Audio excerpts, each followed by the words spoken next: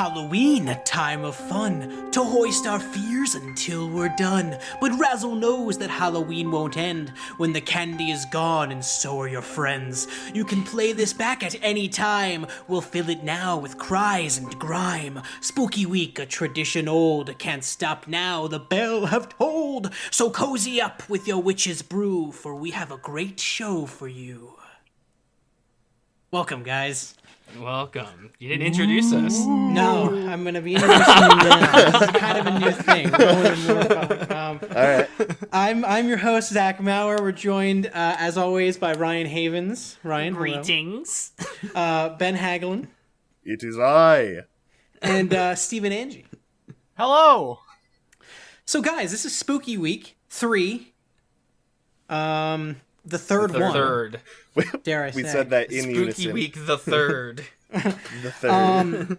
And so it was mentioned last week. I don't know if it was mentioned on the podcast. Well, no, it wasn't mentioned on the podcast because we didn't have one last week.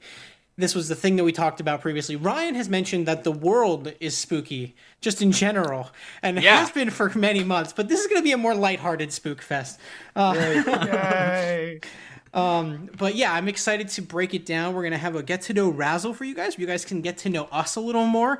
And we're going to talk about a bunch of spooky Halloween stuff. But before we get into that, let's hear a voice from the mist.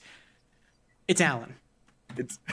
Hello everyone, this is Alan here, co-creator of Razzle, and really jealous that I don't get to be fully on this episode of RAZZLEcast for Spooky Week, which is one of my favorite things that we do every year. If you guys don't know, I'm currently in a situation where I can't be on the podcast for a little bit, but I did get a weird break where I am stuck in quarantine, and being stuck in quarantine, I was able to participate. I was able to watch a few movies, some spooky movies, and was able to give a little bit of my opinion. So you'll hear them throughout the show here. But yeah, no, it was sad to miss, but I'm happy I was able to participate even a little bit. So keep an eye out for me finding my way to sneak into Spooky Week. Other than that, enjoy the rest of the episode and enjoy your fabulous hosts and guests. So Alan isn't here, but we did tap into the ethereal void. Wow. And we're able to pull him out. So yeah. You pulled him back from the dead, Zach. I did, yes. We've killed Alan like he's 3 no longer times with on the us. podcast. Because he's no longer with us. He's because not Alan's with no us. longer with us. He's no longer with us. Right. But I mean, like- he's with us, but he's not, like, with He's us. not with. But Ryan, Yeah. he's behind you. He's like floating on the ceiling. Yeah, he's clutching the Homie ceiling. swam away. Oh no. Homie swam away. So randomly throughout the show, we're going to give you some voices from the Ethereum. I'm just going to keep trying to find different ways of saying that Alan is going to be joining us remotely at random times. So, guys, I guess I'm going to kick it to you guys for a little bit. How are we all doing? How did we enjoy our spooky week watching, you know? It was a good time. I enjoyed it. This is new for me. That's what I was going to say. What excites me so much about this, like, Zach, you and I have done this. This is our 3rd year. Mm-hmm. So we've done this. This is one of our favorite weeks of the podcast. For Ben, he's not even, doesn't really, like, we don't really watch scary movies, but we kind of put you on a couple. We put you on a couple, and I'm happy you stuck it and you did it. And I'm proud of you, Ben. I just want to say that right off the bat. Yeah. I'm excited to talk about the ones I watched. And Steven, I mean, you like scary movies, so I'm not as proud of you. But I'm happy you're here to talk about them with us. I'm happy to be here as well. I've just been kind of lurking in the shadows waiting for my time to strike. He's waiting for his time. I mean, the experience is fun. It's just like kind of like binging as many horror movies as you can. And then by the end, you start to get a little bit burnt out a little bit, but... or at least I do. I am not burnt at all. I'm actually sad because I had a giant list and I only got to like maybe half of them. So I'm gonna keep watching through Halloween. I'm just sad I won't be able to talk about. them on the podcast, same. I'm not ready to give up Halloween until we get to November. So yeah, and then it's Christmas everywhere. So already Lifetime movies have like the whole Christmas theme and everything. It's like, no. Yeah, That and gives we, it and really- we have Or not Lifetime, Hallmark, whatever. but, Hallmark. Yeah. Well, this year feels like Halloween is extended a little bit because then we have an election, and so I mean we just got the whole spooky season. That's the grand extended a little finale. bit. Yeah. Do you guys want to just kick it right in to get to know Razzle?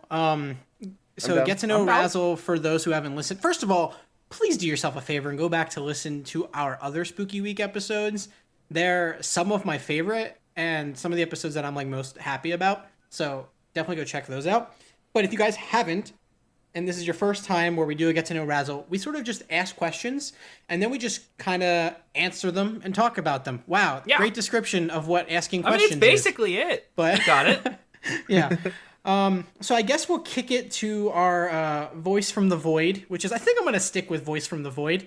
That's a good one. And Alan's going to do a little bit of an intro and ask us our first question. Ooh. Everyone, it is time for probably my favorite part of Spooky Week, and that is where we get to know Razzle, where you get to learn just a little bit more about the hosts of this haunting affair. I'll ask a bunch of questions, and they will give me a short answer, and then we'll discuss and see where everyone lands. First things first, let's get to our questions. Who is the most redeemable movie monster? Wow, Alan. Great question. Great question. Wow, Alan. Whoa, wait. I felt like a cold chill run down my spine. Was it asking you a question? I think it was asking me a question. Well, you better answer it. You got to answer it. Who's going first with this? Not We me, all just shout at the please. same time. All right, I'll go first. Okay. Oh man, I just stole that right from under Steven's feet. Xenomorph. God damn it. Ooh. Dude, that was actually the one I was going to go with. That was also the one I was going to go with. No way!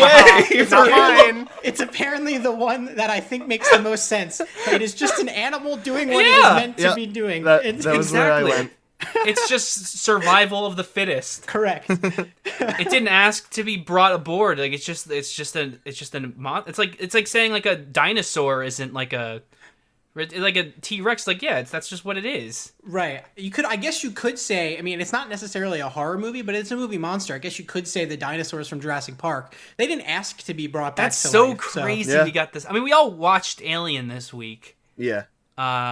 So I guess it shouldn't be too shocking. Me and Zach always find a way to find like at least one or two ways to put Alien in our Get to Know Razzle. Absolutely, yeah. It's always like on the top of my head, it's like my top 5 movie for me of all time. So like, Same. yeah, okay, cool. I mean, there's really no debate here. Then yeah, we can all just circle Well, jerk about Steven's this. if you got want. an idea. So Oh, Steven, the problem. I thought you said the same thing. Oh, ooh. No, mine is different. The problem with I mine thought you is said it's same. not a monster. No, it's Like, okay. okay, technically a monster being undead, but in my opinion, I would say had a stroke, Jason from Friday the 13th. Because He's kind of monstrous. I would say he he's is monstrous. Yeah. But the reason I say Jason is because he I is love this. only doing as his mother told him. He died under the neglectful watch of the camp counselors, and his mother, upset, took revenge, and then stuff happened. I mean, it's an old movie. I Hijinks assume ensue. Hijinks ensue. That's the Hijinks classic. hijinks ensue, and he Yeah. just does as his mother tells him. Like, He's He's a a very mama's boy. corrupted individual. yeah. Like, he didn't ask to be what he became. It just was kind of thrust upon him. And then we don't talk about the sequels because they just became a mess. Well, if we don't talk about the sequels, then we're not even talking about him. Yeah. Okay, sorry. Second movie. We'll start there. We're talking about Jason X version. Space No. Jason. Yes, Oh, Jason not X, perfect. I don't think that's. I don't think that's too bad. He's just kind of. I get what you're saying. I can see the I'm angle not going to there. debate Yeah. you there. Yeah, I can But see like the the only angle, thing definitely. the only way I would debate you is Xenomorph is literally just it's just doing its thing. It's Yeah, Yeah, I instinct just at wanted this to, point. have a disagreement and, be able to put As some 2 cents disgusting in. and gory Yeah. as it looks to them, that's just pure nature, baby. That's just how Yeah. I Oh, do. Nature be doing That's how that. they live. Nature be doing that. That's just how it's God. H.R. Geiger made it. That's just how it is. He just wanted a snacky. I have Also, to, can't apparently tell I me have the baby xenomorph isn't adorable the way it runs around across the table. It was so adorable. yeah. He's zoom. Poor He thing do is be shy. zooming. He do be zooming. He do be zooming though. Apparently, there's a the rule zoomies. that I have a quota where every spooky week I have to mention H.R. Geiger's name. Apparently, Yes, you do. I did think that. I don't know why. I just have to. All right, cool. Well, then I don't think we have too much I think else we're to good. say about that one. We're on I'm gonna- agreement, I think. Let's move on to that second question. What is or is there an age cutoff for trick-or-treating?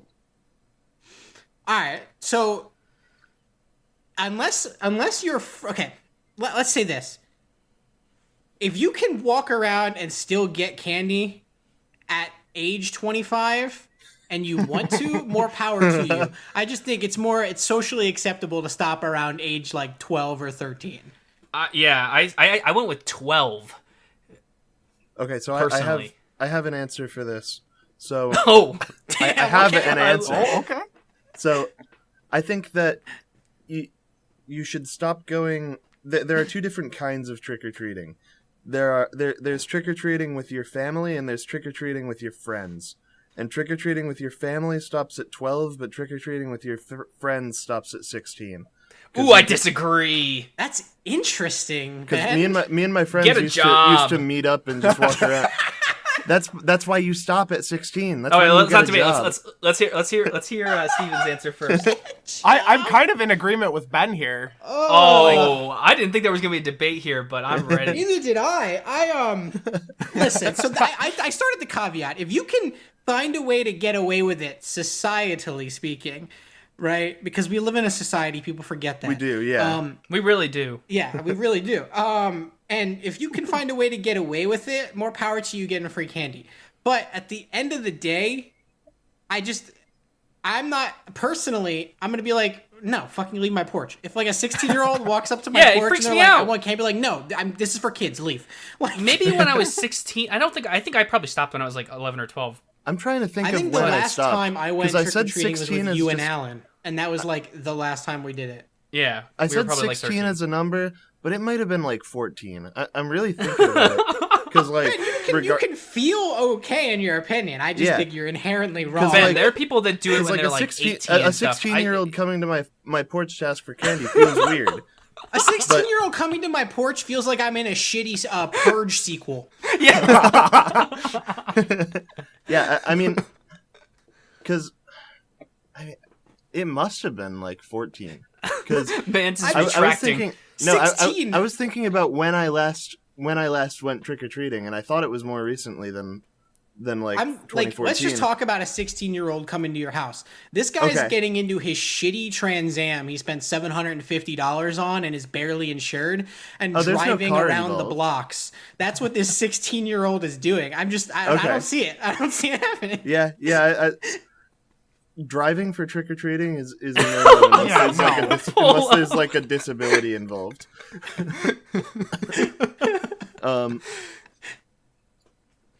I don't love know. it. Apparently, I love it. felt strongly about this. I didn't think I did, and then apparently I did. That's so. the thing for me. That's where I thought about it. I'm like, I probably stopped when I was like 12 or 13.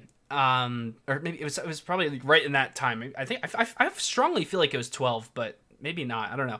Because Zach, it was. I think I do remember us going together. Like I think it was. I think we going were together. 12 actually. Yeah, I don't know. But anyway, Yeah. it's just, yeah, that's where I thought about it more. Like, yeah, if you're 16 years old, I could see you thinking like, hey, I'm just getting free candy. But like now that I'm an adult, like exactly as you said, Zach, like if I just saw a 16-year-old stroll up to my door, I'm just like thinking like, it'd be such an awkward interaction. Like just open the door, having someone who's on the verge of being an adult. I'm genuinely concerned at that point. I'm like this, and listen, maybe I'm just paranoid. feel But concerned. I'm like, is this guy gonna rob me? I'm like, if I say no, they're gonna egg my house. That's gonna happen. Like, yeah. So like, I don't know. It's weird. I almost feel like at that point, a 16-year-old is holding you hostage for your candy. I almost feel the opposite. I almost feel sympathetic. Like if they're 16 and they're like begging for food on my doorstep, I'm like, hey, do you need like soup or something? Like, I have some spare clothes. I don't wear any. Like, if you need something to keep you warm. Damn. Damn. We're going back to the olden days. I got his best friend. If you're 16, you go trick or treating. Power to you, man. That's what Power I'm to saying. you. So like, You're if you getting can figure I'm not out a way judging. to make it work, cool. Like if you're really short, like I am, put a mask on. Pretend you're I have 14. seen it. But like, I remember being in high school and people saying like, oh yeah, we're gonna go trick or treat. I'm just like, what? yeah. But I think hey, no power to you. There's I nothing can't wrong with remember that. if we ever did it in high school, but definitely a couple of years straight with my friends, we would just like we treated Halloween as a night to go out and just hang out with our friends. Can cause some And- mischief. It's and it cool. You involved- can say it. We didn't Yeah. cause any mischief. We were good boys. You definitely Causing TP'd a few some houses. mischief. We never did that. Hijinks ensued. I get it. You know? Hijinks did not ensue. Well, this does kind of lead into the next question, so I'm gonna pop that one up. Do you still dress up for Halloween? Yes, This is personal, so Steven says yes. I do. I'm also gonna say yes. Ben. I don't every year, but I do sometimes. And it's basically just whether or not I have something to dress up in or a place to dress up to. Exactly. So that's my thing. Yes. Yeah, this is easy. If there's something to be doing, I'm not like dressing up and hanging out at my house. No, Oh yeah, no, Yeah. no. no, I'm not either. I mean, power to you if you do. Like you're a cosplayer or something, you know? Like, you Yeah. just do it every, Yeah. but yeah, no, for me, it's like not out of the spirit of it. It's more like, oh, I'm going to a Halloween party, which I usually will go to every year, except for this year, which I will not be going to any Halloween parties. So this year, no. Right. But otherwise, like, I'm also not really a decorating kind of guy either. Like, Yeah. do you guys do that? I mean, since we all got the Yes. same answer, we can also kind of. Do you guys decorate for Halloween? Are you guys big into that? Yeah, I've got some shit. I mean, the college kids in my town did steal my one Halloween costume, which was a cat skeleton that I had put out. A scat skeleton. But yeah, no, Scatman. we throw up some shit, and I got some orange lights on the front porch and stuff like that. Yeah. Just to get Halloween- into the spooky season. But yeah, like Yeah. I usually dress up if I have somewhere to go. I am dressing up this year, only to take a picture because my son is gonna be a pumpkin, and so I bought a pumpkin shirt to wear with him. It's not really Aw. dressing up. I guess I'm just putting a t-shirt on, but you know.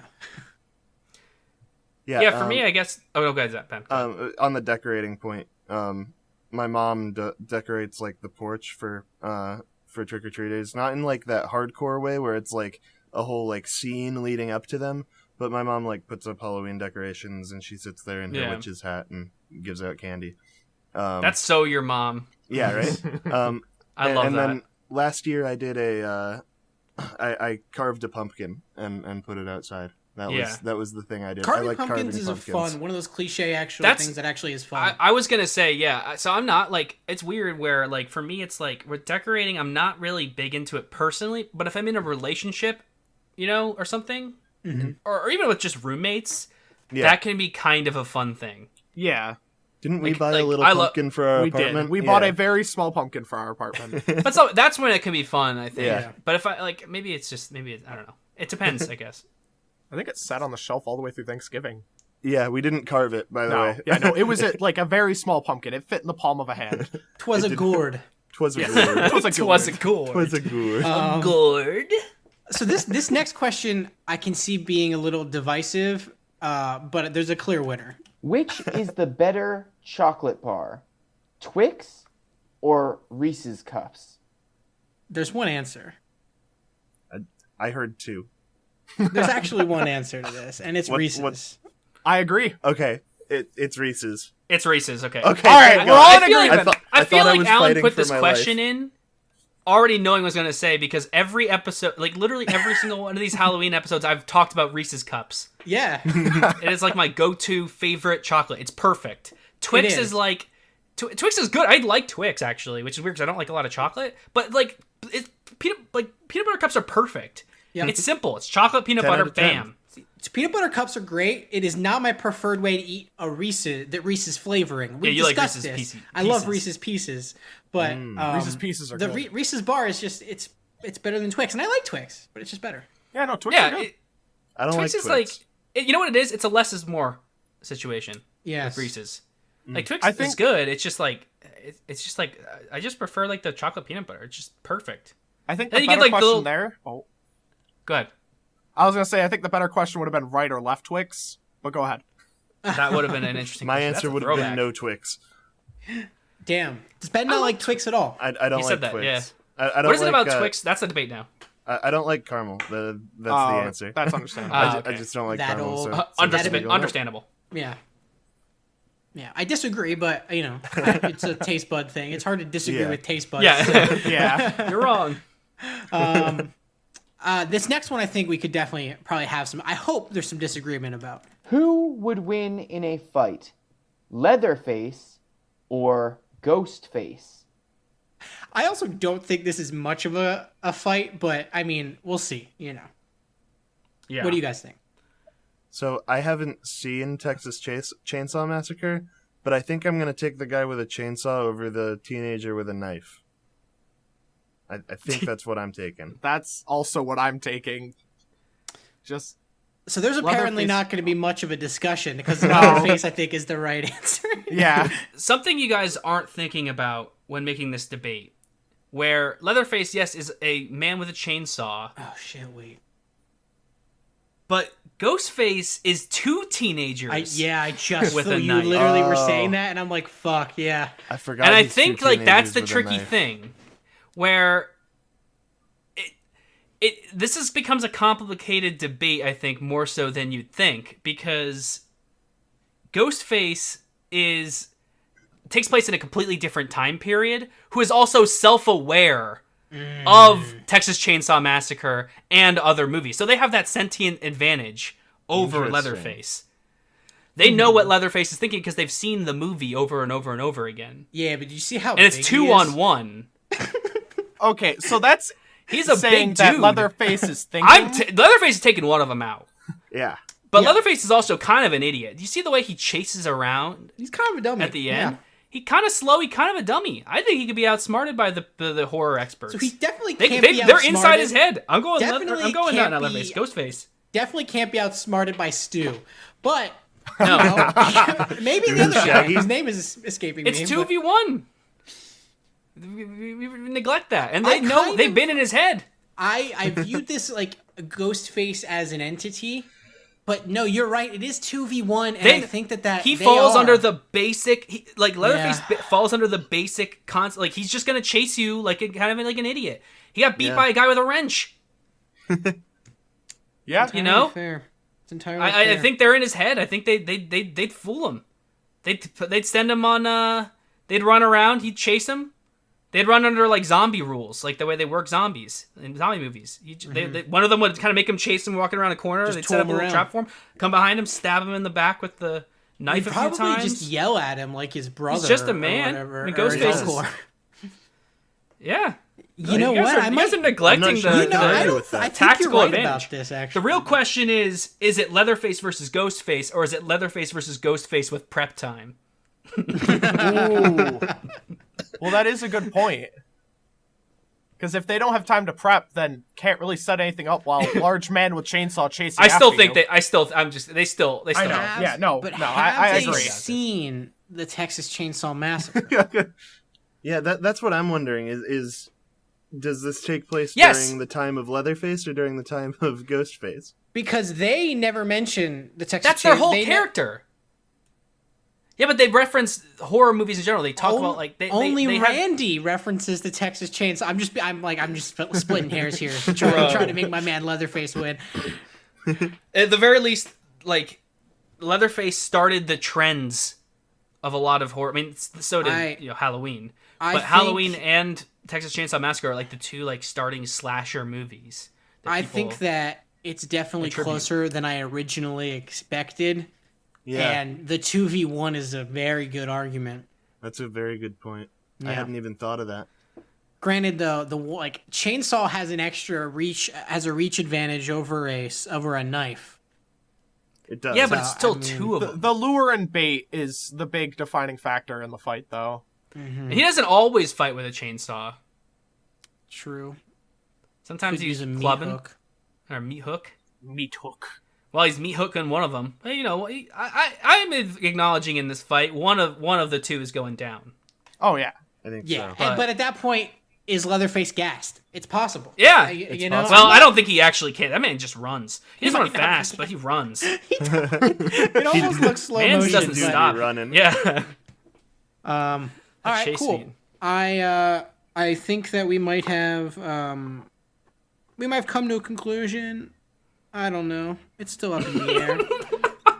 I like Leatherface more. I think I'd rather the cannibal guy win, but that's just me. This next question I think is going to be interesting. Do you like haunted houses? Let's start with Steven. So, I don't really care much. I've only been to a haunted house once, and it was okay. I much prefer haunted hayrides. But, Interesting. I don't know. That is the exact opposite for me. I have a similar opinion to Steven. No, I feel like I agree with Steven, actually. I don't love haunted houses. It's you kind of feel like you're. I guess, honestly, I might just not like either very much, but I like hayrides because I like being outside and being with my friends. Like, Halloween for me is about my friends, so I think that's how it be. Yeah, I totally. That is exactly why I like haunted houses. I don't love haunted houses, and I don't go out of my way to go to them. But if I'm asked, my wife's job, they have a team building thing where they all get together, and then they're significant others come, and they always go to a haunted house every year. Granted, not this year, but I really like it. I don't like the hayride, and I think it's because I just don't like. I don't know. Being in the moving thing has a whole nother level to it, where I don't like other people driving me around, and I don't like planes, and I don't like. So I don't know. It's I don't know what it is about that. It's not even a scared thing. It's just I don't dig it. But the haunted house I do like, and it's not really for the scares. It's much more for the production value. I like seeing all the costumes, and I like seeing all that stuff. Yeah, here's my take on it. I think haunted houses are have so much potential. We need a Walt Disney person, the way he reinvented theme parks, to do it for haunted houses. Because for me, it's haunted houses, I think, are such a cool idea of storytelling, a unique storytelling aspect, that we could really do some fun things with if you can get really creative with it. I've just never been to a fun haunted house, I don't think. There are They all some feel really very high quality samey to ones me. out there. And I think if you can get do some really creative storytelling and theming with a haunted house, maybe there is. I just haven't been to one. There are some interesting ones. I would love a horror, I would love a horror-esque what's it called? What are those lock rooms or whatever they're called? Escape room. escape rooms. I was gonna mention. I'm sure there is one. That's what I'd be interested in doing that. And if that's counted, then I would say that'd be cool. I've just never been to a fun or good. They're always just people shouting at me. Yeah, And it's just those cliche stuff. I'm just eh. I didn't know if escape rooms counted, but myself, my wife, and Joel Snyder, friend of the podcast, we had been to a haunted escape room one time, and that was incredible. I loved that because I love escape rooms. I'm a giant fan of escape rooms, and the storytelling, it's just far more interesting when you can engage in the storytelling a lot more than just walking one place. So that's really cool. But I've been to some fun. Not every haunted house I go to is fun. There are ones where they just feel very samey, but the ones where they go all out and sort of make it, they make it a story, are kind of cool. But I would love that. Yeah, if it's a story and it's a build up, creepy, subtle type thing where it's a creeping horror, and you build up to some stuff. I think I'd be interested in that. But every one I've been to, it's just you go into a room. It's we're in a hospital. Oh, this nurse with a needle just shouted at me. She's walking around me, and I'm walking in the next room, and it's oh, there's a zombie guy, and he's yelling at me now. There's almost horror shock, yelling at me. To the point where it's you don't care because you're just dropped right into this scenario that is overly scary. But I think the theater kid in me I just like looking at all the costumes and the props and how far out some of them go and stuff. That stuff. Yeah, that's what I'm saying too. I think that's where it could be fun when if I said do one that's really all in on theming, because it's a medium for storytelling that is could be really fun and cool and interesting, and it's obviously different from sitting down and watching a movie. But I believe I've just at- personally never been to a haunted house that I've been like have any fun with. I believe at Universal there is a haunted house, like a walkthrough for Rob Zombie's House of a Thousand Corpses. I believe that's where it is. Halloween Horror Nights apparently is really great. I've never That's been what to I hear. any I've of them, never, but neither have I. And that's at Apparently I've heard Universal, it's great right? though. yeah, that's Universal's Halloween Horror Nights. Apparently they're all really like themed incredibly well. So I'd love to try that. I would also love to go to something like that. Boys Trip? Oh, Boys Trip? Boys Trip? Boys. So, next Top of the plane Halloween, tomorrow. pandemic Next- barring? Question Pandemic mark? bar? Boys Trip? So one more thing. Ryan bringing up what a Disney style haunted house came to mind. I couldn't hear that without thinking of the Haunted Mansion, and I just wanted to point out that that's a really fun, like, it's not a haunted house, but it's Yeah. I'm it's not what I'd sure- imagine that would feel like. That's It more would be a like dark the ride haunt- attraction though. Yeah, it would I'm be not like sure the if I Haunted said Mansion, this. but a walkthrough and more fun, and more scary. Like, it would be I about love the Haunted. actually It's probably scary. the Haunted Mansion. I think I said this before, but Haunted Mansion is my favorite ride. I think I'm pretty sure I've said that in the past. I love Haunted Mansion. And yeah, I don't know if like that's a little too. See, what I want from a haunted house is like, or what I would like from this perfect haunted house is to be a little more in control. Okay, Like yeah. to be not more in control. That's an incorrect way of putting it. But like to feel like I'm a part of it a little more. I think. more interactive. Yeah. I feel agree. that. Yeah, that'd be really If there's cool. like, yeah, I'd agree with you.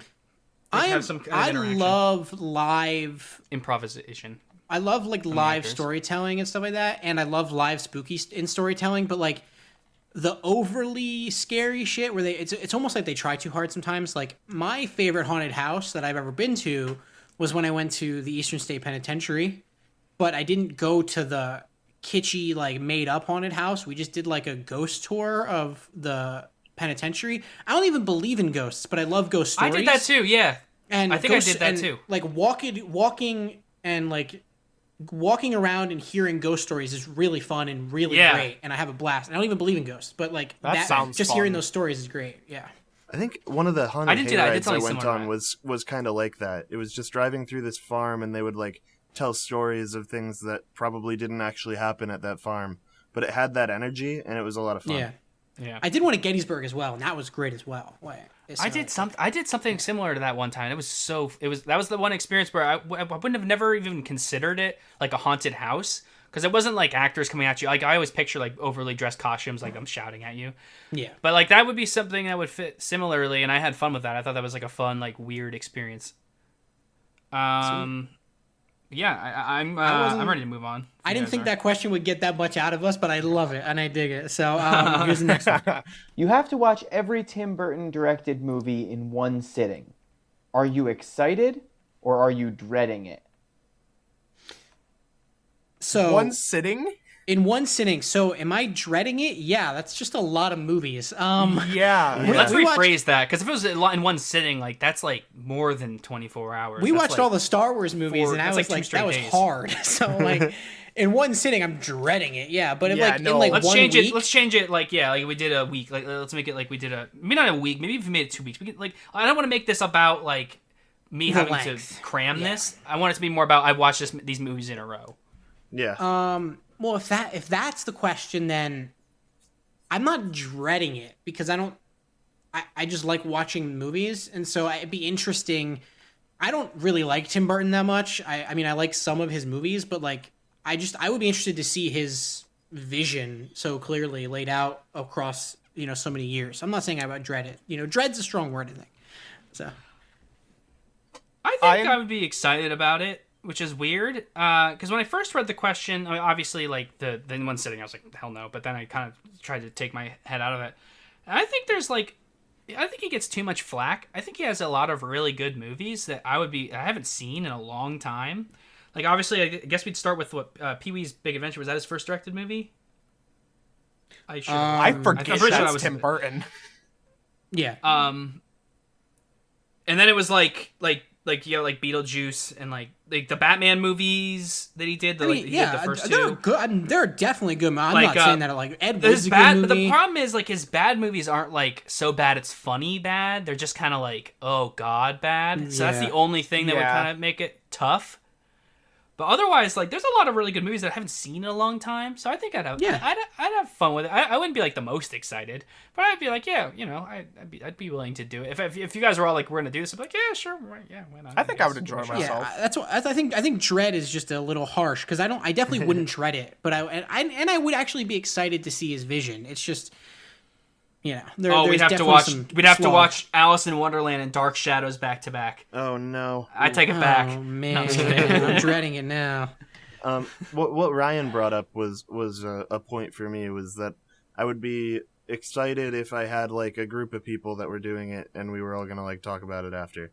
But if it were just like something I came up with on my own and was like, I'm gonna do this and nobody else is, I'd be like, that's a lot of movies. That's a solid point, Ben. I agree. I wouldn't want to do it on my own. This It'd be feels more like like if I knew torture. other people were doing it with me. Yeah. Yeah, if it was a podcast thing, I would do it.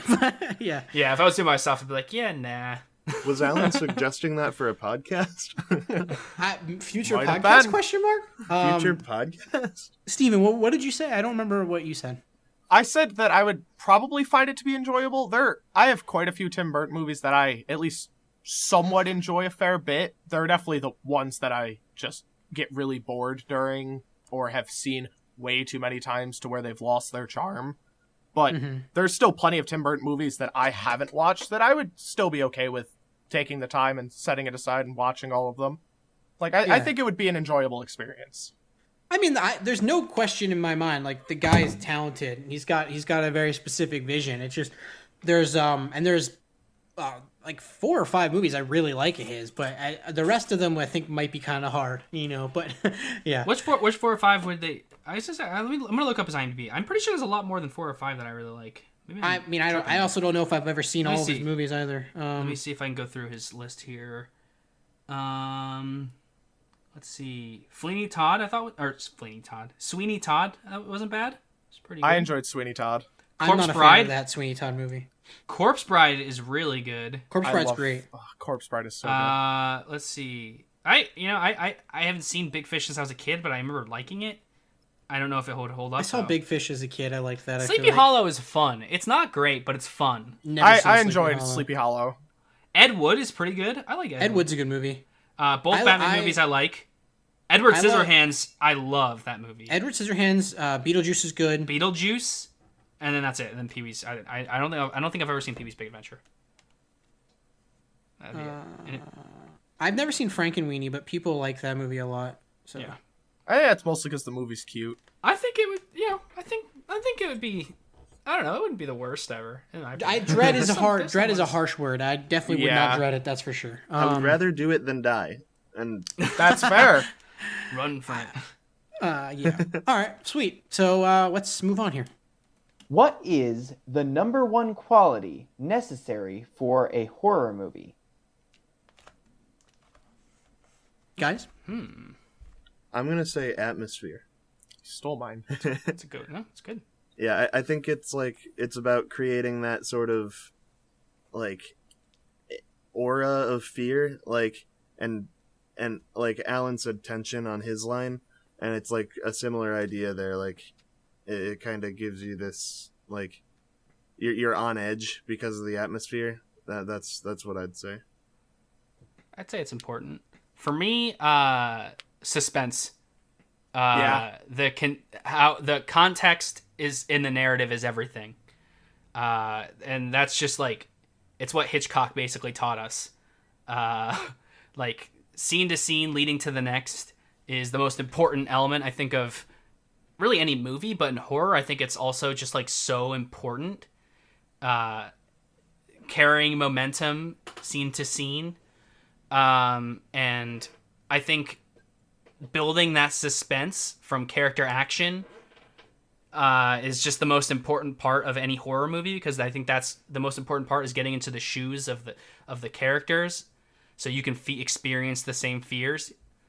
And I think that's kind of, in my opinion, the most important part of any horror movie is just that, and it's kind of vague suspense, but no, I don't know if it's vague, but I agree. The context, I think it's context and the narrative. I think it's as vague as atmosphere, and that atmosphere is probably the word I say most when asked about like my favorite horror movies. My favorite horror movies, I would say, all have an atmospheric, a quality that allows their atmosphere to be, I guess, more important. I don't. What I'm trying to say doesn't make much sense there, but I think I know what you mean, actually. Yeah. So, but to me, I think, and you mentioned it, but I think momentum is important. And I when I say momentum doesn't mean speed. I think that's sometimes no, it's not. That's not what I'm saying. And No, that's yeah. not, no, I know that's what I'm not Yeah. saying to you. That's not what I'm saying. I'm saying to the listeners. That's not what I'm saying. Yeah, but I think momentum to me is that necessity thing. So build if I take a movie like Alien The tension per se, build up, you know. like Alien is atmosphere incarnate. It is exactly the Yeah. thing that The I setting love about it the most. makes the movie But it's also the momentum. That movie builds perfectly. And its direction Perfectly. is impeccable, in my opinion. And so, like, for me, it's all momentum. Psycho has the same similar build Yes. up of momentum. yes, and then it halts and then builds off of that. It might be a spoiler alert for later, but I also believe The Exorcist has a very similar use of momentum as well. Because I consider that movie to be downright amazing. And so, spoilers, but so momentum for me is the word. So yeah. Alien does it so perfectly because it's just the situation is slipping more and more out of the character's hands. Yep. And you're dealing with professionals who are trying not to panic until we get to a moment where not only the characters are panicking, but the atmosphere, and I'm bringing that in, starts to feel less and less familiar to the characters. And it feels more and more less like a home and more like you're in the grounds of a predator. Right. And that's the buildup of using atmosphere. Exactly. Of, using that suspense, building up from scene to scene based on characters' interactions with each other and their actions and how they're reacting and how it kind of starts to explode more and more as it goes along. And what I consider to be the maybe the most, I'm not saying like the best looking, but the most perfect set design because Gorgeous. the Nostromo feels like a real place. And so, I mean, we're like I said, the way they transform. Yeah, now we're just talking about the alien. We'll talk about Alien later. We'll get there. But anyway, so for me, it's momentum. So me and Zach have to find a way to talk about Alien and at least 2 get to know Razzle questions. we really do. Everyone. Everyone. Alrighty, next question. What is the number one quality necessary No, for we a just listened to that one. Wrong one. Technical difficulty. Voice in the shadows. Go again. I'm gonna say next one. The spookies. For that answer. Our voice in the void. Scary. Our voice in the void fucked that one up. That was me. Would you rather be a vampire or a swamp monster? I always pick these wrong. Last time this one got this was the most important one. It was a different version of it, but this. I believe it was Ghost versus I think Werewolf. I turned every. I think I changed your mind on that, Zach. You did 100%. That's why I'm saying I always pick this one wrong. All right, let's hear yours. I'm excited to hear this one. Actually, all right. I think initially the attractive answer is vampire, but I'm gonna go swamp monster. Yes! I can give my answers later. I agree. Swamp monster. What about you, Steven? I'm back and forth on both. Mostly, I wanted to say vampire just to make the joke about being attractive and sparkly in the light. But then I'm the seclusion of being a swamp monster sounds nicer than, dying whenever I step into the sun or something. The seclusion is crucial for me, by the way. Yes.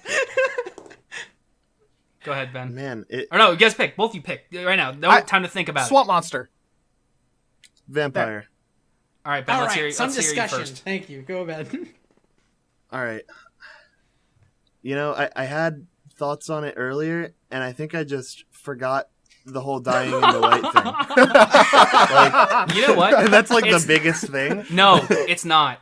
Look, I've done this. This is my third straight year basically making the same argument. It's nothing to do with the light. It's nothing to do with the garlic. Yep. Like, I love garlic. I know where you're going It's with nothing this. to do I with the don't care about cross. garlic. I don't want to kill people. Yep. Why is this every time? It's like You it's an finally argument turned between me something that around. has to kill somebody and doesn't have to kill somebody. I'm a swamp guy. That's my life. I live in a swamp. I eat fishes. I eat fish that are protecting the swamp and the environment in my area, at least as far as I can tell, the swamp monster. I don't have to go out at night and kill people. I also feel like we're overlooking the fact that I have a built-in reason to constantly pull out my Shrek voice. And so, like, I think it's perfect. Let's hear it. Let's hear Get out Zach's me swamp, donkey. Donkey. Donk. No one wants you here, donkey. Yeah, I mean, my argument for vampire was entirely based on untrue information. So, and you're selling me already. I mean, I hadn't thought too much about it because I was like, what even is a swamp monster? But now I get to think about it as being Shrek, and like, I'd give anything to be a Shrek. I'd rather be a Shrek than be me. Ryan, it took 3 years, but Ryan finally brought me around to the why do I want to continue to kill people to sustain myself. So I time, literally it's like, I don't this wanna question kill was people. this question was asked, and I heard Ryan's voice saying, "Why would you want to kill people?" And so I had to go with Swamp Monster. It's as simple as that. Like, I don't it's not even anything else. Like, yeah, like obviously it would suck to be a swamp monster. Like, I don't get to unless there's like other swamp people. But I'm assuming in this situation I'm completely isolated. That life sucks. I'm not gonna lie. I'm not gonna enjoy that. But at the very least, I don't have to kill people. So I'm not even gonna look at what Alan wrote. He definitely would say vampire. Yes. I 100%. And he's gonna be furious that he can't make his claim. But he's He never did gonna say turn me. vampire. Even if he bit me in the neck and gave me some of his blood, he wouldn't turn me on this opinion. Exactly. And there's just so much about vampires. I mean, there's just like a whole sexual deviant undertone that I don't even want to get into. That, Yeah, like, it's I just just don't. like this yeah. whole like. Yeah. Like, even if you like, here's a good example of like what almost like a modern vampire would be like. You guys have seen the show, or Zach, you have seen the show and the movie, What We Do in the Shadows? Yes. That life sucks. No. Yeah. They're constantly being like, this sucks. Well, they all love it, but us as a viewer can we just as the be viewer like, can watch it and be like, that yeah, would this suck. I can't even go into the club. And you, even can go you to the invite us club. in? In that Can you world, I would invite much us in? rather be a swearwolf than anything. Yeah, But- that'd be the one situation where, like, as werewolf, I mean, it still would suck, but it's like, Yeah. At least Decent I had a vampire. pack to roll with. yeah. This next question's going to get real interesting, and I'm very excited. Ooh. Oh, ooh. Ooh. Oh. Ooh. Hold on. Ooh. I think he's too busy killing Ryan. Uh, Ryan, turn around. Oh. What is There we go. the most traumatized that you have ever been from watching a movie? And if your answer is not Hereditary, you're wrong. so not only was there some technical difficulty on the hands of myself, but our voice in the void said that question, but we're going to be changing it a little bit. Yeah, because it's too similar to the question we had last year, which Right. was, what was the most scared you've been from a scary? So the real question is, what is the most traumatizing scene? Something that stuck with you. Doesn't have to be a horror movie. And if you guys would allow me to go, Let's I would hear it. love to go. And ahead. Ryan, I'm glad you said it's not a horror. It doesn't have to be a horror movie because this is not a horror movie. I'm gonna. Go ahead. I think you might actually know. But it's possible you don't. So I'm gonna go to First Reformed. Yeah, I was actually, when I said, I was thinking First Reformed. So there is a lot of scenes I could choose from this movie, and this one might seem like an odd choice, but Ethan Hawke and Give the viewers, if they haven't seen the movie, not a lot of people have seen the movie, so maybe just a little bit of a rundown of, well, that's what you're doing right now. Never mind. yeah, well, okay. How about this? I'll read you the IMDb I will read you the IMDb synopsis real quick. It'll take me 5 seconds. A minister of a small congregation in upstate New York grapples with mounting despair brought on by tragedy, worldly concerns, and a tormented past. So the scene that affected me and has traumatized me to this very day is between Ethan Hawke and Philip Ettinger. And they are sitting inside Philip Ettinger and Amanda Seyfried's house, and they're just talking. Yep. And in that scene, Philip Ettinger talks about the year 2015. And the two things that stick out to me the most is when he says, "But can I ask you a question, Reverend?" And then he starts talking about his future child's birth. And then he brings up this line, and this is the line. I could break it even down to a line if y'all like. He says, when your child looks at you and says, "You knew all along, didn't you, that this would happen?" Right? In this scene, they're grappling with the effects that climate change are going to have on the planet. And this scene has literally rocked me to my core. This is a feeling that I had previously, but watching this movie, I've never, ever reacted the way that I did. I mean, quite literally a real life panic attack.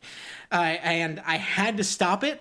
And I eventually finished the movie, but I had to stop it, and I took like some time off because I had never been more affected. This are already feelings that I had bubbled up inside me, had always viewed and had, but I think it was Paul, who's the director and the writer? Paul Schrader? Yeah. Paul Schrader, yeah. Paul Schrader just wrote exactly my fears and placed them onto just place them into my lap. And I have a child now, so even if I watch this movie now, it would be even more traumatizing, I think, because this is a real life discussion I had to go with. And so I can't describe to you the level of existential dread and real life horror that this movie had brought out of me. And this happens multiple times throughout the film, but that scene, that particular line from Philip Ettinger is just rocked me. So yeah, I with that kind of I don't want to continue too long on that because you made your point very strongly. I actually, when I went when you said it, I just thought about that. I was like, oh yeah, that scene in general would probably be up there for me as well, feeling similarly. And I'm not even planning on having kids, but it's the concept of leaving it behind for the next generation. Mm-hmm. We're not doing anything. It's very horrifying, the concept. It's not a scary movie. It's not a movie that I expected going in would have environmentalism attached to it. Neither I didn't know anything about it going in. And that scene came so unexpected to me that I felt the same way, very anxious and just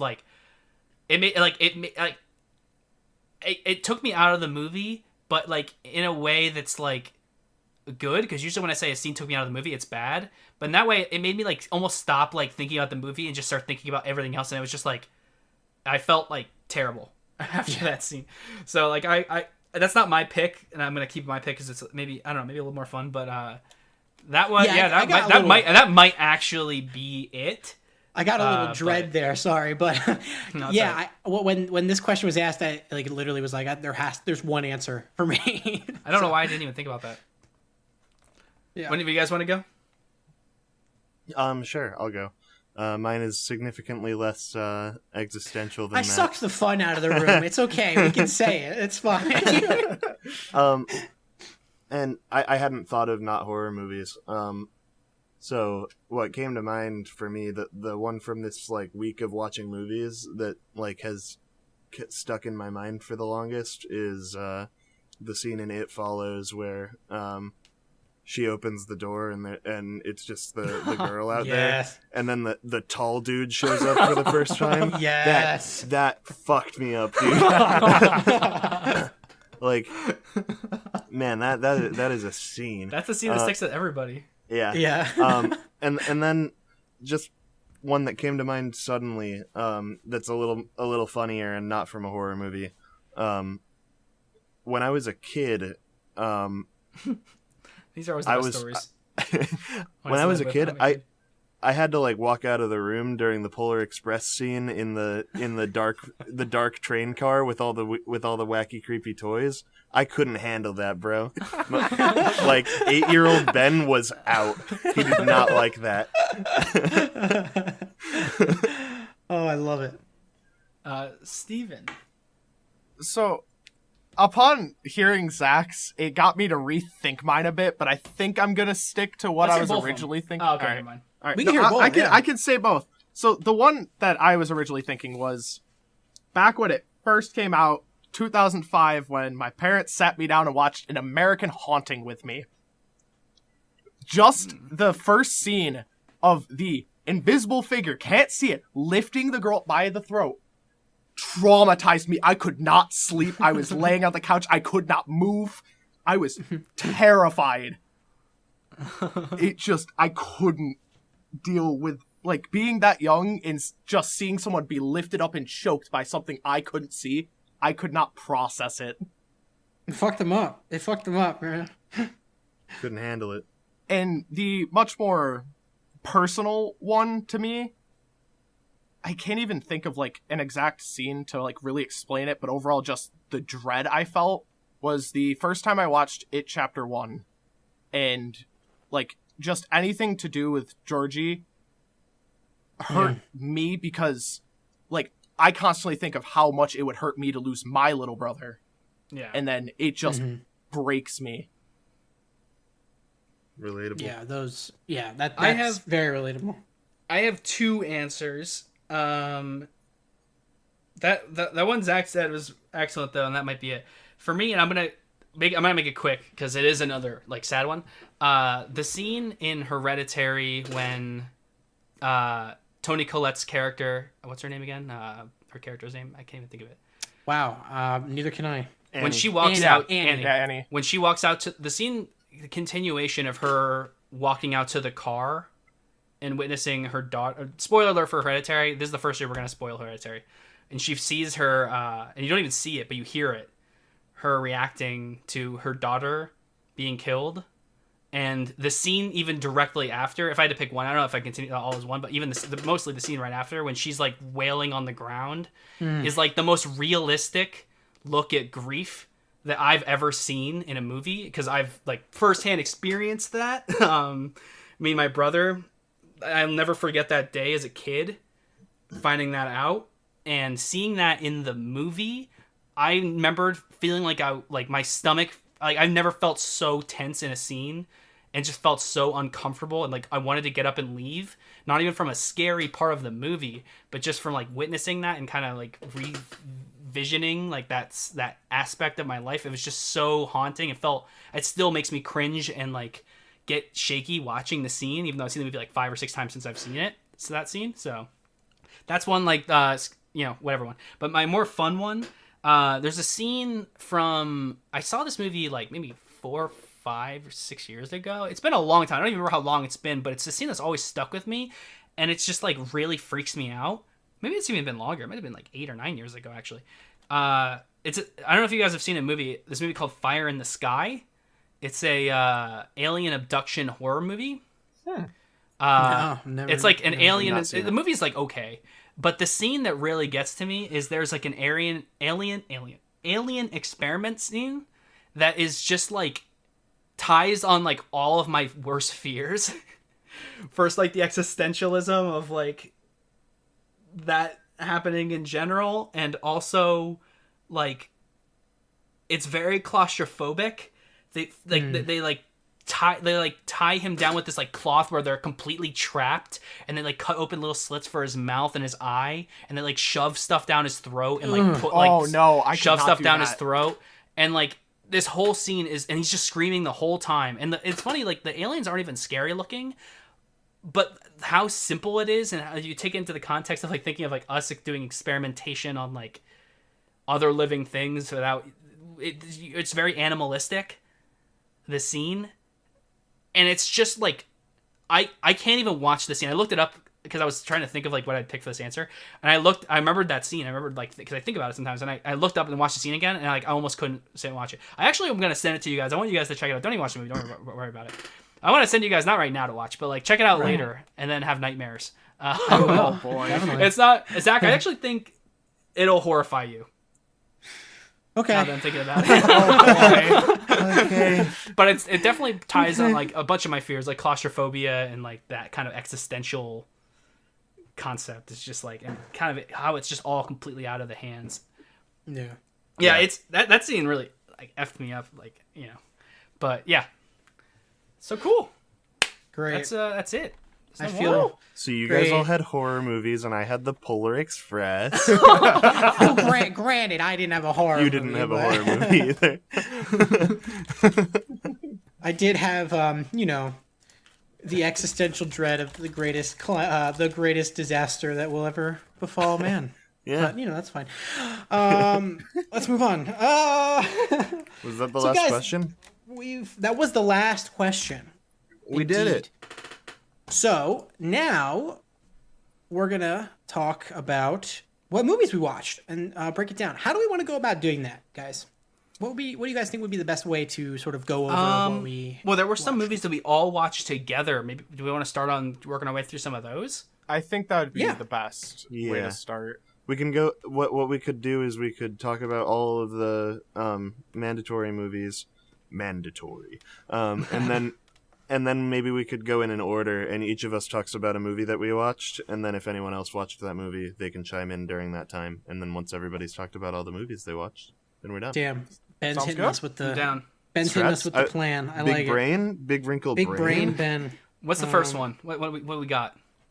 What do you guys want to talk What about did we first? all watch? The Exorcist. Let's do it. All right. We all Zach. watched that. Yes. Okay. The Exorcist. Let's talk about that. Should I start? Yeah. Go All ahead. right, I'd love to. This movie's brilliant for many reasons. So I have heard rumblings. I saw it on Twitter, actually. I was on Twitter and I was reading, and a lot of people find this movie to be funny. I don't understand how that could possibly be. I don't see it as what the marketing has said, which is it's the scariest movie ever made, but I think at the time it may have been. To Yeah, me, I think this movie... like, yeah. To me, this movie taps into a large fear. Well, many large fears, but and I think that the main thing that this movie focuses on is loss of faith or gaining of faith. It's really the discussion of faith, which I find so interesting in this movie. And I also feel, like I mentioned previously, the use of momentum in this film is great because the exorcism doesn't happen for quite some time. Yeah. It's like the third act of the movie, and you're spending a lot of time with some really well-written characters, which is why I really like this movie. So that's sort of my intro to The Exorcist. Yeah, that I agree with what you were saying. I think the best part about the movie is just how well written the characters are, and this is a concept that isn't like this is gonna sound kind of like, I don't know, maybe it's kind of naive, but like it's not a concept that's like super popular in horror movies at this time.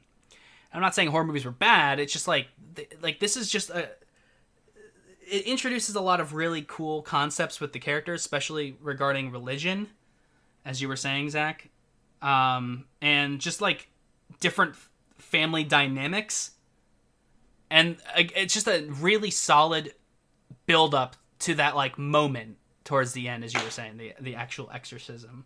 Right. It's just like, for me, a perfectly paced movie. Mm-hmm. And it feels like, I don't know, just the build up to that moment and everything, giving us the context of the characters building up to that moment. I'm sounding really vague here. Forgive me, but no, I just really much I love the movie. Ben, this is your first time seeing it. Ben. Yes. I have indeed never seen this movie until this time that I watched it. It was the first one I watched for this week as well. So I didn't even know, not only did I not know how scary this movie was going to be, I didn't know how I was going to react to horror movies. Because I had only watched a couple and they were both new. Very quality. Yeah. So watching this movie, I wasn't very scared. but I was really creeped out, and I was uncomfortable in a good way, I guess. And I agree with all of your points on the characters and the what's it called, and the pacing. I thought the score was fantastic. Yeah. Yes, Cinematography. and to most importantly, in my opinion, the lack of score at times. Yeah. Yeah. Yep. Yeah. Agreed. The exorcism scene itself is really awesome. That's where the movie actually kind of scares me. Like, when it's just like grotesque and stuff going in, like it's like uncomfortable and you can feel that things are wrong. But during the exorcism, it's like things are kind of going off the wall, and you're like I'm not scared or terrified. I'm just like trying to take it all in, I guess.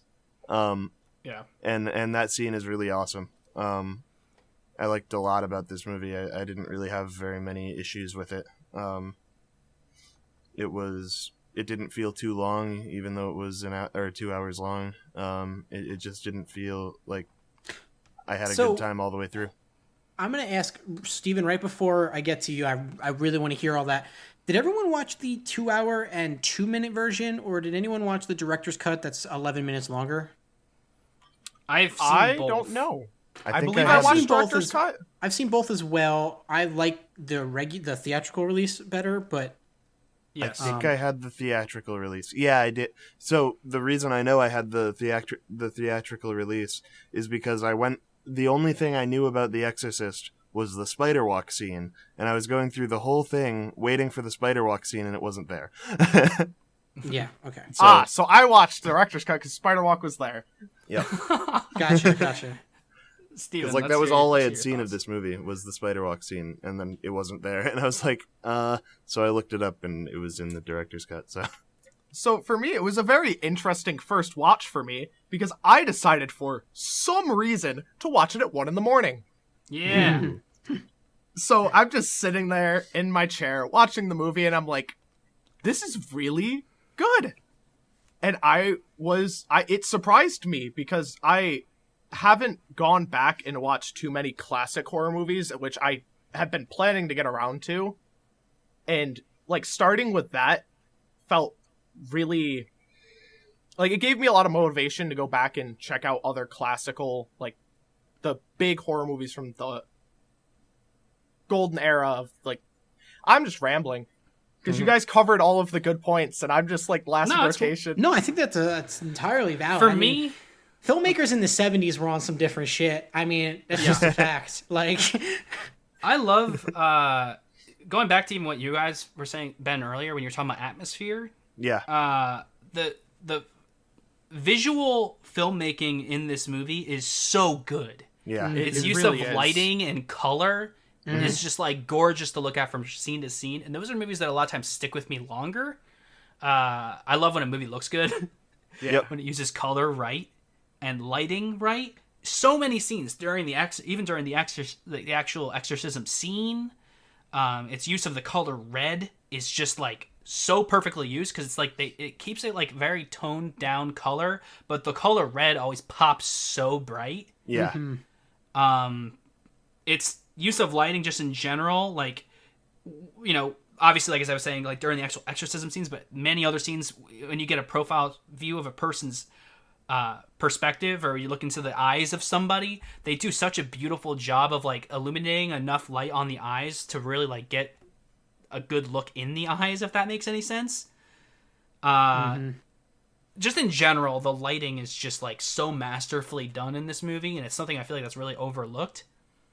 Yeah, another example of the lighting that really hit me is just how real the lighting feels in like all of the scenes at like when she's visiting a doctor, and like all of those scenes are so like it's weird because like there are scenes where the exorcism is going on that are like scary and that affect me, but to me the scenes that like affect me the most are actually where the girl Reagan is getting like this like needle put in her neck, and then she's getting like this like X-ray thing done. But like the way that this movie is shot is like it just feels real. Like it feels like you're like a fly on the wall watching all this stuff happen. Like it just It feels like you're not supposed to be watching it. exactly. Yeah. Exactly. I felt that a lot.